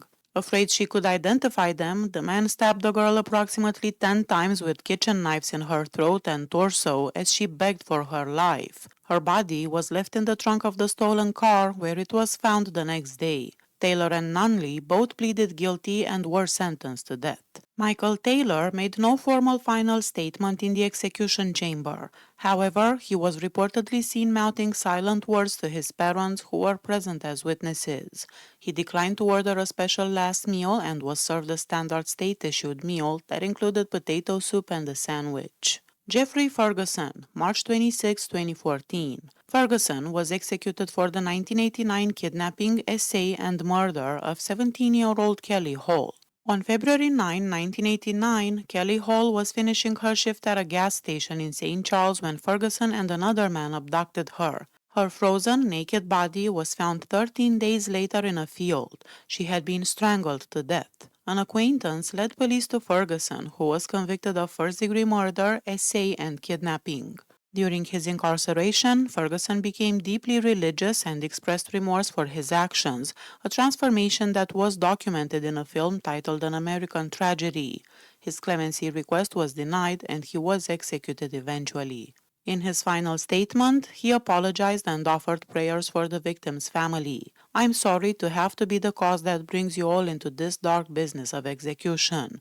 I pray for the victim's family to have peace in their hearts one day and lose the anger, hate, and need for revenge that has driven them." He also reportedly made a funny face at his family, who were witnesses, to make them laugh and told them he loved them just before the execution started. There are no records of his last meal. William Lewis Rouson, April 23, 2014. Rouson was executed for the 1993 murders of a farming couple, Charles and Grace Lewis, in a cold-blooded plot to steal their cows and other property. On September 21, 1993, Rouson, his teenage son Brent, and his brother Robert went to the Lewis farm with a plan to steal cattle. They discussed the possibility of killing the couple to leave no witnesses. When Charles Lewis, 67, was mowing the lawn and spotted Brent, Brent shot him 6 times. Grace Lewis, 62, who was on the phone, came outside to investigate the gunfire. Brent shot her several times, but she made it back inside. Rouson followed her, put a garment bag over her head, carried her outside, and ordered his son to finish her off, which Brent did with a close-range shot to the head. The men stole 2 cows, a VCR, jewelry, and the couple's pickup truck. They buried the bodies in a shallow grave covered with concrete and horse manure. They were caught nearly a year later after a tip and the VCR stolen from the Lewis home was traced to the family. William Rousen, who was deemed the orchestrator, received the death penalty, while his son received life without parole, and his brother served 7 years in prison after cooperating with prosecutors. Rousen's last words were, "My trials and transgressions have been many, but thanks be to my Lord and Savior Jesus Christ, I have a new home in his heavenly kingdom." He also mouthed "I love you" to his family members watching through a window. For his last meal, he requested and ate a bacon cheeseburger, onion rings, a piece of pecan pie, and a soft drink. John Winfield, June 18, 2014. Winfield was executed for the 1996 double murder of two women, Arthea Sanders and Shawnee Murphy, and the shooting of his former girlfriend, Carmelita Donald, the mother of two of his children, whom he left permanently blind. On July 9, 1996, in a fit of rage and jealousy over the breakup with his ex-girlfriend, Carmelita Donald, Winfield armed himself and went to the apartment where the women were gathered. He shot Donald in the head, leaving her blind but alive. He shot and killed Arthea Sanders. He shot and killed Shawnee Murphy, even as she pleaded for her life in front of her children in the next room. He also attempted to shoot a fourth person, James Johnson, but his gun ran out of bullets. Winfield was convicted of 2 counts of first-degree murder and sentenced to death. He declined to make a final statement in the execution chamber, and he also declined to eat a final meal. John Middleton, July 16, 2014. Middleton was executed for the 1995 murders of 3 people, Randy Happy Hamilton, Stacy Hodge, and Alfred Pinegar, who he feared would expose his methamphetamine dealing activities to the police. Middleton was a drug dealer in rural Missouri. After several other dealers were arrested, he became paranoid that informants would implicate him in drug crimes, leading him to fear returning to prison. On June 11, 1995, Middleton arranged to meet the couple Randy Hamilton and Stacy Hodge on a gravel road. He and his girlfriend shot them in the back as they tried to leave, then shot them each in the head to ensure they were dead. Their bodies were discovered weeks later in the trunk of their abandoned car. Several days later, on June 26, 1995, Pinegar was found murdered. Middleton had previously told others that Pinegar was on his hit list of informants who needed to be taken care of. Middleton was convicted of these 3 murders and was sentenced to death for each. His execution was specifically for the murder of Alfred Pinegar. He maintained his innocence until the end. In his final statement, he said, "You are killing an innocent man." There are no records of his final meal. Michael Shane Worthington, August 6, 2014. Worthington was executed for the September 1995 attack, essay, and murder of his 24-year-old neighbor, Melinda Mindy Griffin. Worthington confessed to the brutal crime. He broke into the college finance students' condominium in Lake St. Louis by cutting a window screen. He choked her into unconsciousness and then essayed her.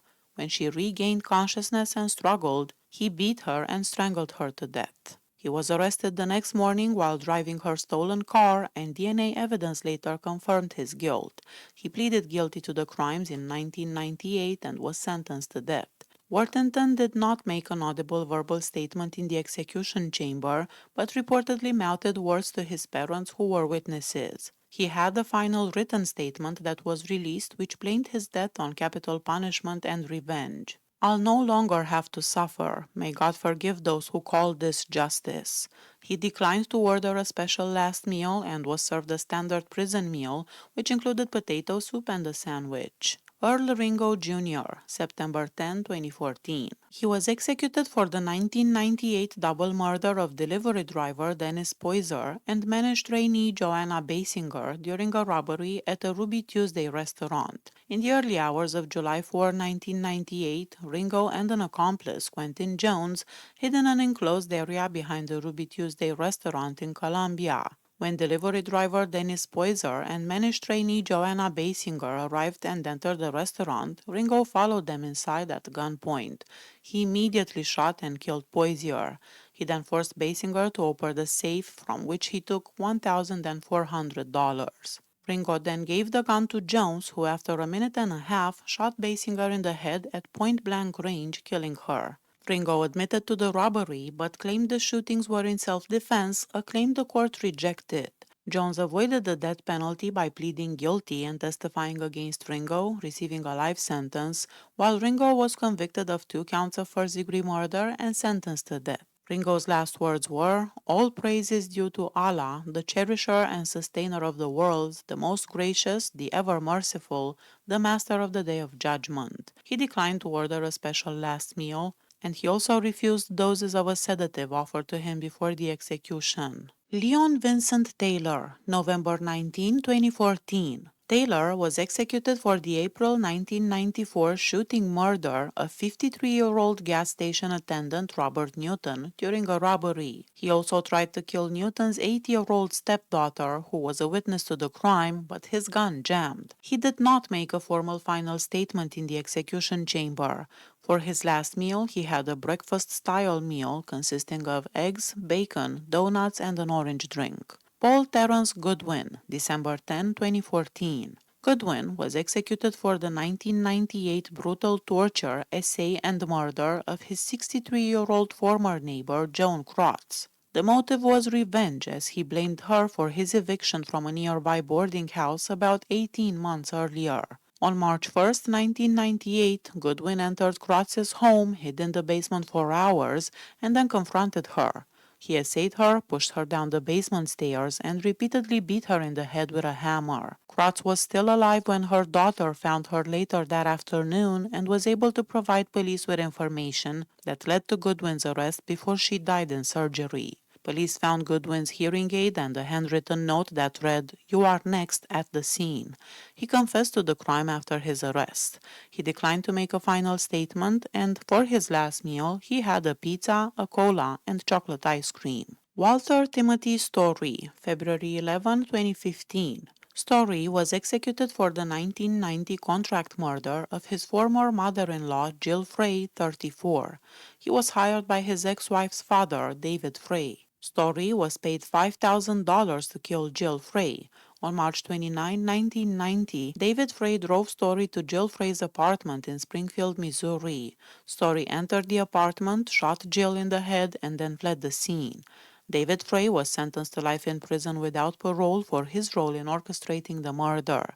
Story was convicted of first-degree murder. There was some controversy around the execution, as Story claimed new evidence suggested a different person committed the murder, but this was rejected by the courts. He declined to make a formal final statement in the execution chamber. For his last meal, he requested and ate a vegetarian meal: vegetarian lasagna, garlic bread, a chef salad, and a Dr. Pepper soft drink. Andre Vincent Cole, April 14, 2015.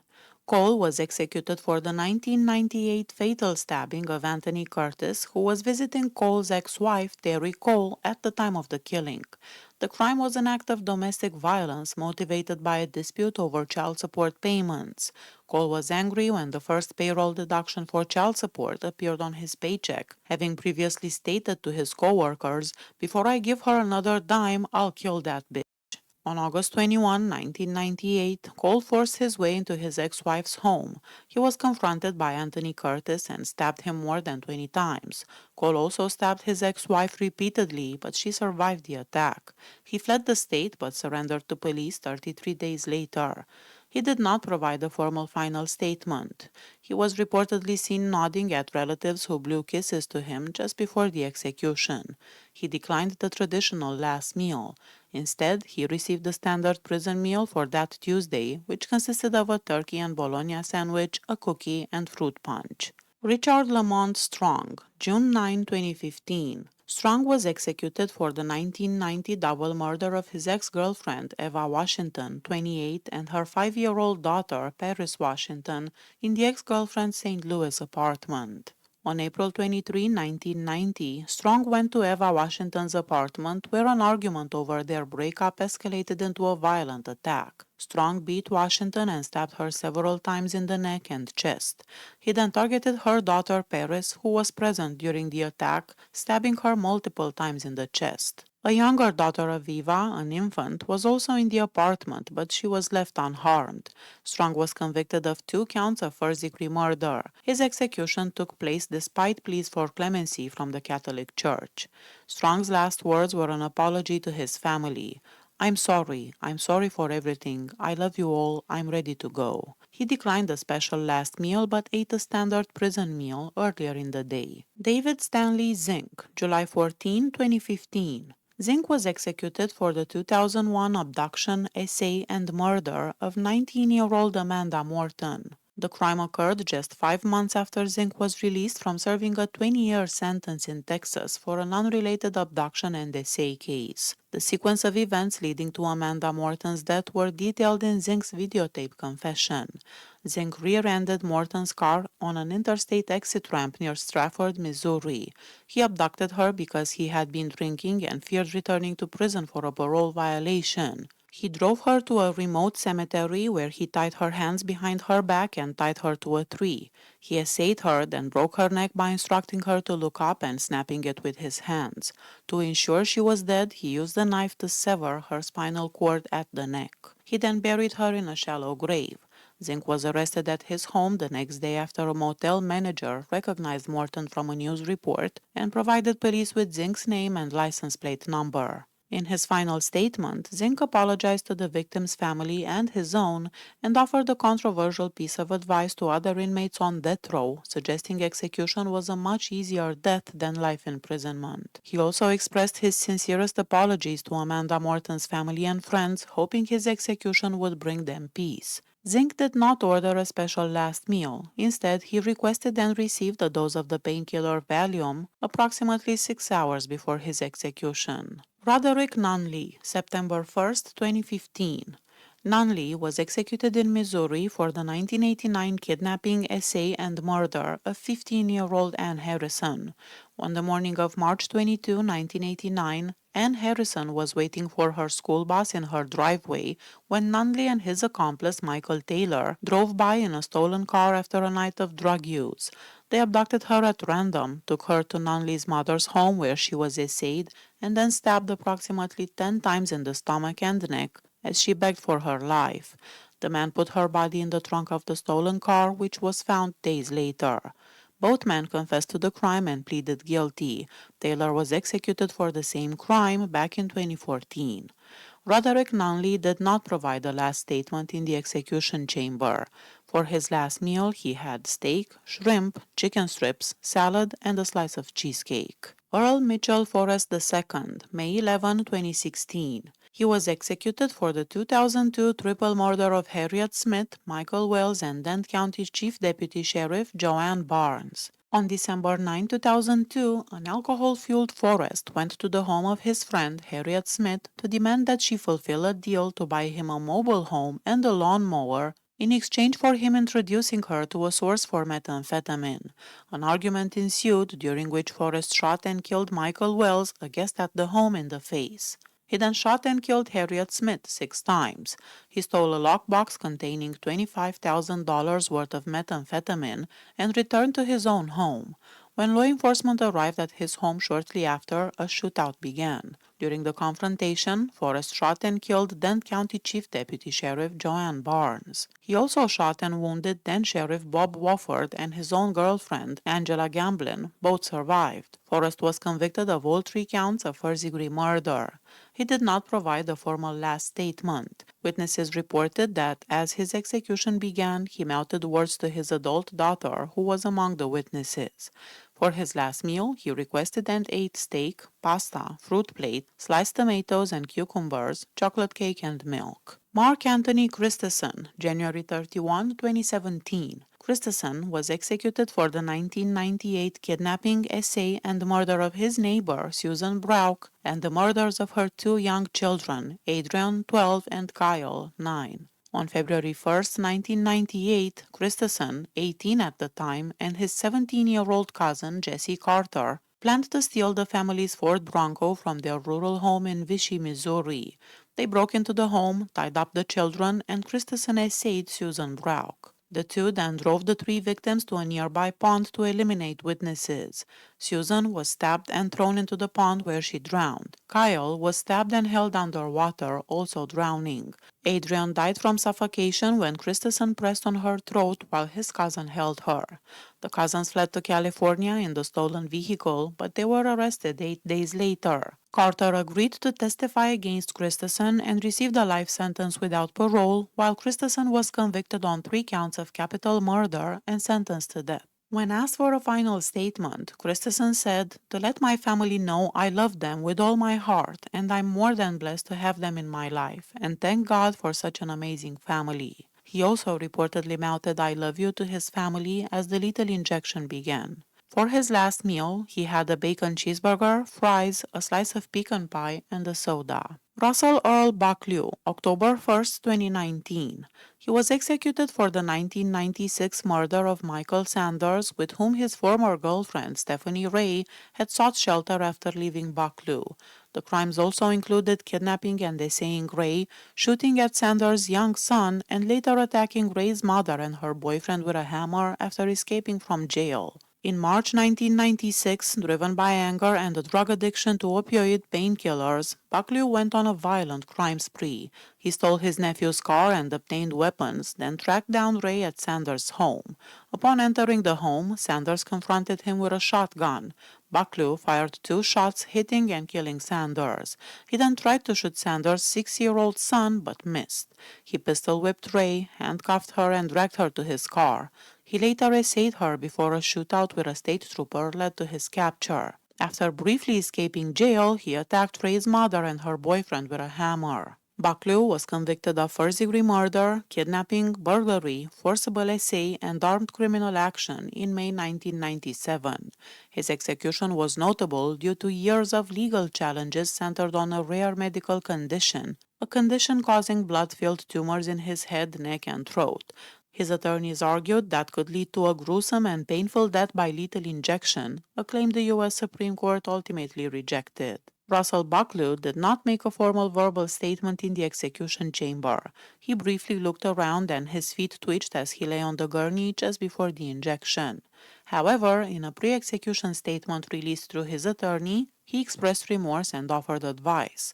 "I want people to know that they should live your life with honor, always keep your word, respect your elders, and think before you act. These are the things I have learned in life." For his last meal, he had a gyro sandwich, a smoked brisket sandwich, 2 portions of French fries, a cola, and a banana split. Walter Barton, May 19, 2020. Barton was executed for the 1991 murder of his 81-year-old neighbor and mobile home park operator, Gladys Kuehler. On October 9, 1991, Barton, a former tenant of Kuehler's, was at the property the evening she was found dead in her bedroom, having been beaten, essayed, and stabbed 52 times. Barton was one of the individuals who discovered the body. When police questioned him, they found bloodstains on his clothing, which DNA testing confirmed were Kuehler's. He claimed the blood got on him when he pulled the victim's granddaughter away from the body, a claim the granddaughter initially confirmed but later changed her testimony. The case was highly controversial and lingered in the court system for nearly 3 decades, involving 5 trials, 2 mistrials, and 2 overturned convictions due to prosecutorial misconduct. His final conviction in 2006 largely relied on blood spatter evidence, the validity of which was later questioned by new expert analysis, and caused 3 jurors to express doubts about their guilty verdict. Despite these claims of innocence and legal challenges, the execution was carried out. Maintaining his innocence until the end, his final words were, "I, Walter Archie Barton, am innocent, and they are executing an innocent man." He did not order a special last meal and even refused the meal offered to him. It was instead eaten by officials. Ernest Lee Johnson, October 5, 2021. Johnson was executed for the February 1994 murders of 3 convenience store employees, Mary Bratcher, 46, Mabel Scruggs, 57, and Fred Jones, 58, during a robbery at a Casey's General Store in Columbia. Johnson, who was under the influence of cocaine at the time, entered the store intending to rob it for drug money. When one of the victims attempted to destroy a key to the store's safe, Johnson became enraged. He shot all 3 victims with a .25 caliber pistol and then bludgeoned them to death with a claw hammer. He also stabbed Mary Bratcher in the head with a screwdriver. He then hid their bodies in a cooler and a bathroom before fleeing the scene. His execution was controversial due to claims of intellectual disability, which his lawyers argued violated the U.S. Constitution's ban on cruel and unusual punishment. Appeals for clemency were made by politicians, the general public, and even Pope Francis, but Governor Mike Parson allowed the execution to proceed, stating that the evidence showed Johnson planned and concealed his crime effectively. Johnson read a written statement aloud which said, "I love the Lord with all my heart and soul. If I am executed, I know where I am going, to heaven, because I ask Him to forgive me." He also apologized for his actions and thanked those who had prayed for him. His last meal consisted of a large order of food, including 2 double bacon cheeseburgers, onion rings, 2 large strawberry milkshakes, and a large pizza. Carmen Lee Deck Jr., May 3, 2022. He was executed for the 1990 murders of an elderly couple, James and Zelma Long, during a home invasion and robbery. The murders occurred in July 1990 when Deck and his sister went to the Longs' rural home under the guise of asking for directions. The country folks, Deck's words in court records, let them in. Once inside, Deck pulled a gun and forced the couple to lie on their stomachs on their bed after Zelma opened their safe and gave him money and jewelry. After deliberating for about 10 minutes, Deck shot James Long twice in the head and then did the same to Zelma Long, leaving no witnesses. He was sentenced to death 3 times over the course of decades due to various legal errors in his previous trials, but the final sentence was upheld and he was eventually executed. Deck's final statement was given in writing. "My hope is that one day the world will find peace and that we all will learn to be kind and loving to one another. We all are a part of this journey through life, connected in every way. Please give love, show love, be love." In the execution chamber, he mouthed a few inaudible words just before the injection began. There are no records of his last meal. Kevin Johnson Jr., November 29, 2022. He was executed for the 2005 murder of Kirkwood police officer William McEntee. The crime occurred on July 5, 2005. Earlier that day, police officers, including Officer McEntee, were at Johnson's home to serve an arrest warrant for a probation violation. During the search, Johnson's 12-year-old brother, Joseph Bam Bam Long, collapsed from a seizure and later died at the hospital. Johnson blamed the police, believing they had restricted his family from providing aid to his brother. Later that evening, Johnson, then 19, saw Officer McEntee back in the neighborhood handling another police call. Seeking revenge, Johnson approached McEntee's patrol car and opened fire through the passenger window, hitting the officer multiple times. As the wounded McEntee fell from his car, Johnson walked over and shot him in the back and in the head, killing him. The case was highly controversial due to allegations of racism in the prosecution, as Johnson was black and McEntee was white, and the prosecutor had a documented history of racial bias in death penalty cases.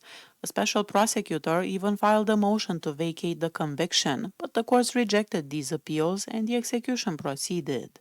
Kevin Johnson did not make a formal final statement in the execution chamber, but spoke softly with his spiritual advisor, Reverend Darrell Gray, until the lethal injection was administered. Reverend Gray later recounted that Johnson said he was looking forward to seeing his baby brother and he was ready.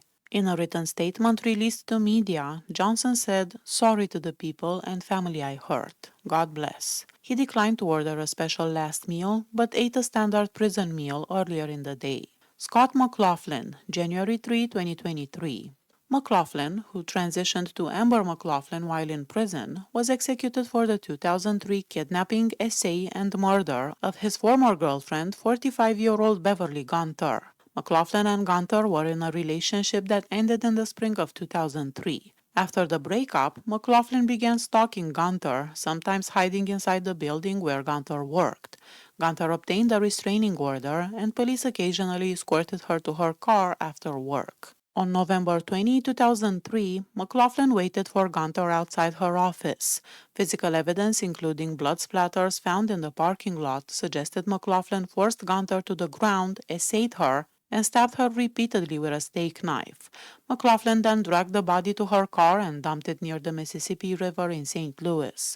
McLaughlin confessed to the murder and led police to the body. In a final statement submitted to the Department of Corrections 2 days before the execution, McLaughlin wrote, "I am sorry for what I did. I am a loving and caring person." During the execution in the chamber, He spoke quietly with his spiritual advisor and had no formal final words for the public. For his last meal, he had a cheeseburger, french fries, a strawberry milkshake, peanut M&Ms. Leonard Sheldon Taylor, February 7, 2023. Taylor, also known as Leonard Raheem Taylor, was executed for the 2004 quadruple murder of his girlfriend, Angela Rowe, and her three children, Alexis Conley, 10, Akria Conley, 6, and Tyrese Conley, 5. The bodies were discovered in the family's Jennings, St. Louis suburb home in December 2004, weeks after the murders likely occurred. All four victims had been shot in the head. Prosecutors argued Taylor committed the murders before flying to California to meet his daughter for the first time, to eliminate witnesses, and because of a dispute with his girlfriend. Evidence presented at trial included DNA from the victim's blood found on Taylor's glasses when he was arrested, testimony from his brother, who told police that Taylor had confessed to the crime, though the brother later recanted this at trial, claiming coercion. There were also phone records showing no activity from the home phone after the likely date of the murders. Taylor maintained his innocence until his execution, claiming he was in California at the time of the killings. As a devout Muslim, Taylor's final words focused on his faith. Muslims don't die. We live eternally in the hearts of our family and friends. From Allah we come, and to Allah we all shall return. Everybody will get their turn to die. That is not your enemy, it is your destiny. Look forward to meeting it. Peace. There are no records of his last meal. Michael Andrew Tessius, June 6, 2023. He was executed for the June 2000 murders of two unarmed jail guards, Leon Egley and Jason Acton, during a failed attempt to help a former cellmate escape from the Randolph County Jail. At the age of 19, Tessius had recently been released from jail after serving a misdemeanor sentence. While incarcerated, he was manipulated by an older inmate, Roy Vance, into a plot to break Vance out of jail. Just after midnight on June 22, 2000, Tessius and Vance's girlfriend, Tracy Bullington, went to the jail under the pretense of delivering cigarettes to Vance. During the escape attempt, Tessius fatally shot the two jailers. He and Bullington were unsuccessful in finding the correct keys to free Vance and subsequently fled the scene. They were apprehended in Kansas the following day after their vehicle malfunctioned. Tessius admitted to the killings. While Bullington and Vance received life sentences, Tessius was sentenced to death. He issued a final written statement expressing his remorse and love for someone named Truffle, concluding with "Seacrest out." He also had a quiet conversation with his spiritual advisor in the execution chamber, but he did not make a public last statement. For his last meal, Tessius requested and ate 2 bacon cheeseburgers, curly fries, regular fries, and a chocolate milkshake. Johnny Allen Johnson, August 1st, 2023. Johnson was executed for the July 2002 abduction and murder of 6-year-old Casey Williamson. He was convicted of the crime and sentenced to death. After numerous appeals regarding his mental state were denied, his execution was carried out by lethal injection. On the morning of July 26, 2002, Johnson was staying overnight at a friend's house in Valley Park, Missouri, across the street from the home of Casey Williamson's family. Johnson was a family acquaintance. He encountered Casey, who was still in her nightgown, awake in the living room, and lured her away from the home. He carried her on his back to a nearby abandoned glass factory. Once at the factory, Johnson exposed himself and attempted to essay the girl. When Casey resisted and started screaming and fighting, Johnson became angry. He beat her repeatedly on the head with a large brick and a rock to stop her from resisting. Autopsy results confirmed Casey died from severe blunt force injuries to her head, which caused skull fractures and bruising of her scalp and brain. After the killing, Johnson buried Casey's body in a pit under rocks and debris at the factory, and then went to the nearby Merrimack River to wash off the blood and evidence. Casey's parents reported her missing that morning, prompting an extensive search. After initially denying involvement, Johnson later confessed to the kidnapping and murder, leading police to the location where he buried the body. He was convicted in 2005 of first-degree murder, kidnapping, attempted essay, and armed criminal action, and received the death penalty. In a brief handwritten statement released by the Department of Corrections, he wrote, "God bless, sorry to the people and family I hurt." He ordered and received 1 bacon cheeseburger, curly fries, and a strawberry shake. Brian Joseph Dorsey, April 9, 2024. Dorsey was executed for the December 2006 murders of his cousin, Sarah Bonney, and her husband, Ben Bonney, in their home. Dorsey went to the Bonnie's home near New Bloomfield to borrow money to pay two drug dealers who were at his apartment demanding payment. He was struggling with severe depression, drug and alcohol abuse. After the couple went to bed, Dorsey took a shotgun from the garage, shot, and killed them both in their bedroom. Prosecutors also said he essayed Sarah Bonney's body after killing her. He stole items from the home to pay off his drug debts. The couple's 4-year-old daughter was left in the house and discovered her parents' bodies the next day.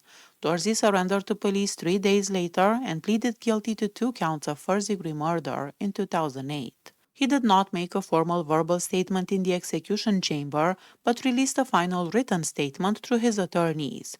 He expressed deep sorrow and shame for hurting his family, the Bonnie's family, and loved ones. He stated that he still loved them and never intended to harm anyone. He also thanked his own family, friends, and supporters, stating that he carried no ill will towards anyone. For his final meal, Brian Dorsey ordered a variety of food: 2 bacon double cheeseburgers, 2 orders of chicken strips, 2 large orders of seasoned French fries, a pizza with multiple toppings. David Russell Hosier, June 11, 2024. He was executed for the 2009 murder of his former lover, Angela Gilpin, and her husband, Rodney Gilpin. Hosier and Angela had an affair, which Gilpin ended to reconcile with her husband. Angered by the breakup, Hosier stalked and harassed her. The day before the murders, Hosier left a friend a voicemail saying he was going to finish it and eliminate his problems. On September 28, 2009, a neighbor found the bodies of the Gilpins shot to death near the doorway of their Jefferson City apartment. Police found an application for a protective order against Hosier in Angela's purse. Hosier was arrested hours later in Oklahoma after a police chase. Inside his vehicle, police found 15 firearms, a bulletproof vest, and 400 rounds of ammo, as well as a handwritten note that read, in part, "If you are going with someone, do not lie to them. If you do not, this could happen to you."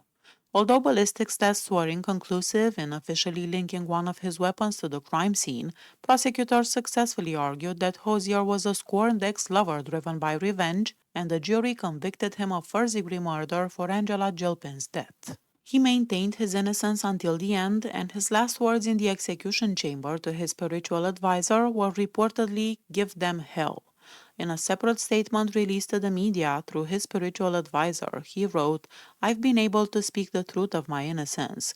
I've been able to set an example of resistance to lawyers who bully their clients. I leave you all with love. Now I get to go to heaven. Don't cry for me. Just join me when your time comes." Hosier ate his last meal at 11 a.m. on the day of his execution.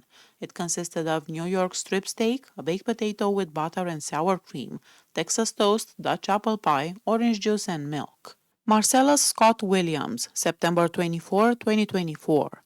Williams was executed for the 1998 murder of former newspaper reporter and social worker Felicia Gale during a daytime burglary of her home. On August 11, 1998, prosecutors stated that Williams broke into Gale's home in University City, a suburb of St. Louis. He found a large kitchen knife, and when Gale came downstairs from the shower, he attacked and stabbed her 43 times, killing her. He then stole her purse and her husband's laptop. The case against Williams was controversial and relied heavily on the testimony of two incentivized witnesses, his former girlfriend and a former cellmate. These witnesses were given money and favorable treatment in their own criminal cases in exchange for their testimony, a practice that drew criticism.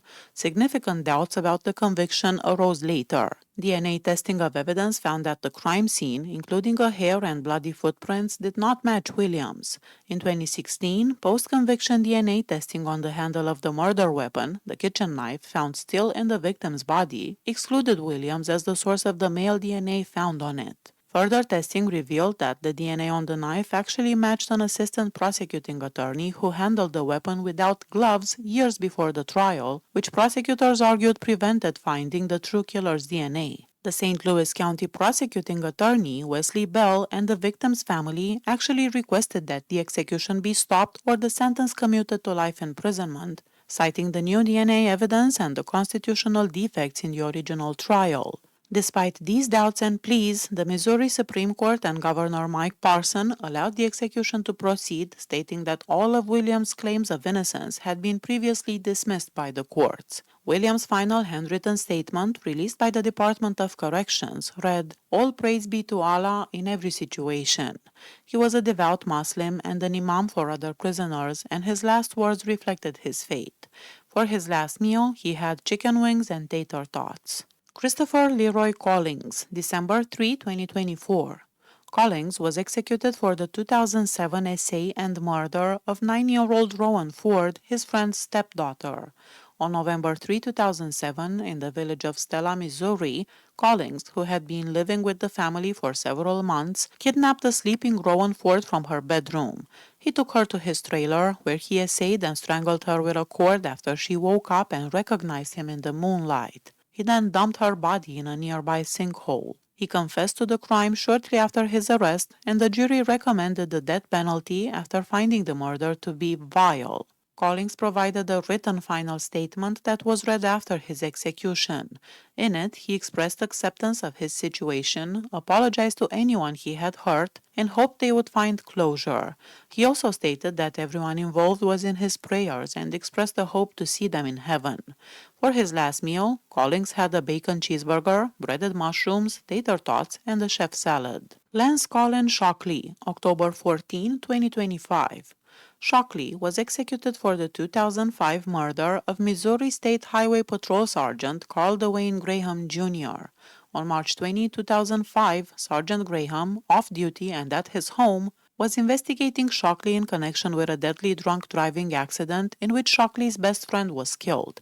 Prosecutors argued that Shockley murdered the officer to stop the investigation into his role in the fatal accident. Shockley borrowed his grandmother's car and went to Graham's home. He shot Graham with a rifle, severing his spinal cord, causing him to fall to the ground. Shockley then approached the fallen officer and shot him in the face and shoulder with a shotgun. The case was largely circumstantial, with no eyewitnesses or DNA evidence directly linking Shockley to the scene, a point his defense highlighted in appeals, which were ultimately denied. The death sentence was imposed by a judge after the jury deadlocked on punishment during the penalty phase of the trial, a practice only allowed in a couple of states. In a written final statement, Shockley provided a Bible passage. "So also you have sorrow now, but I will see you again, and your hearts will rejoice, and no one will take your joy from you." In the execution chamber, he spoke inaudibly with family members watching from the witness room before laying his head back on the pillow. For his last meal, which he ate the morning of his execution, Shockley requested items from the prison canteen: peanut butter, 3 packs of oatmeal, water, and 2 sports drinks. Please hit that subscribe button if you like my channel. See you next time. Bye bye.